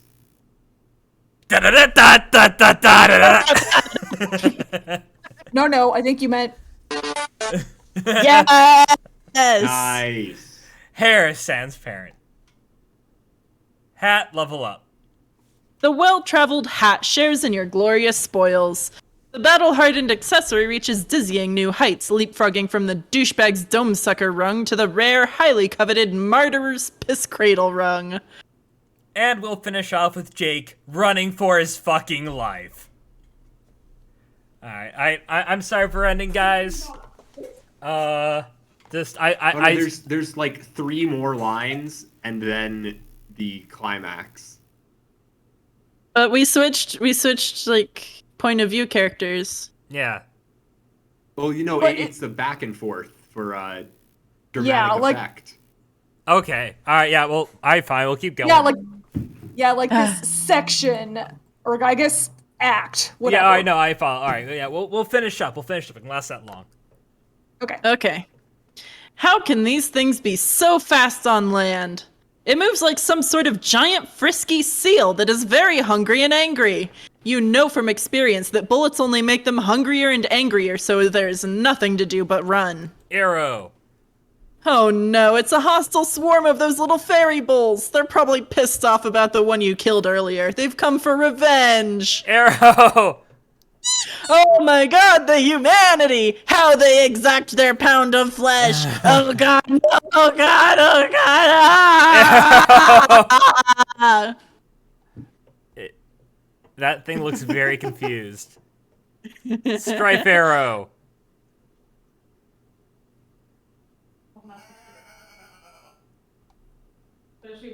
What? Why am I?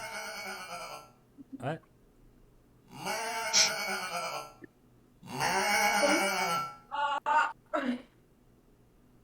Being tired? Oh, I see. Is it not tired where you keep yawning Arrow. and your eyes are watering from it? Nearby, someone or something bleats like a goat for strategic purposes.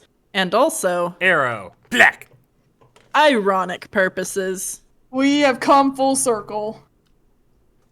At least with that joke. Jane, run.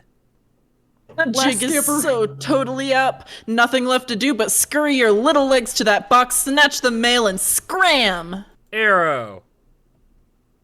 Arrow. And Oh, no. more arrow. Duh! Jane, get the mail. Carnation. Oh, he's about to die. He's gonna die.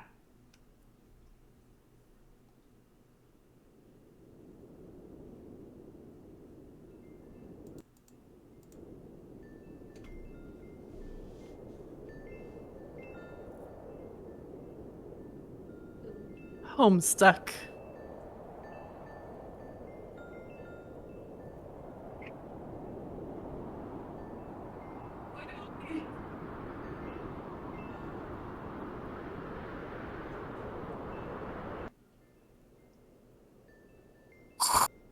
Boof.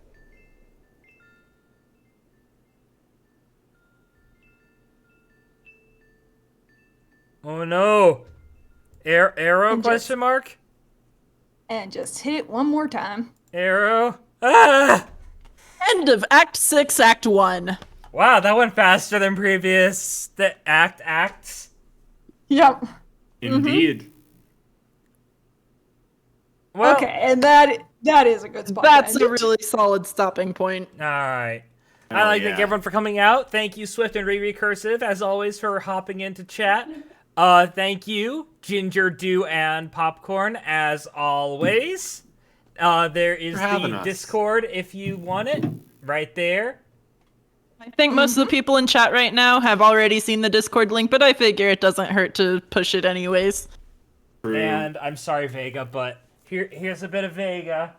Raven wants to say hi. Raven wants Hi, to say Vega. something. Raven wants to say hi. Oh, hi, Raven. Last minute hi. Hi. This is all you're getting of me today. Bye. Bye. Hello. Okay, bye. All right. They all said hi back. All right. Good night, everybody. We love you! Bye. Bye-bye.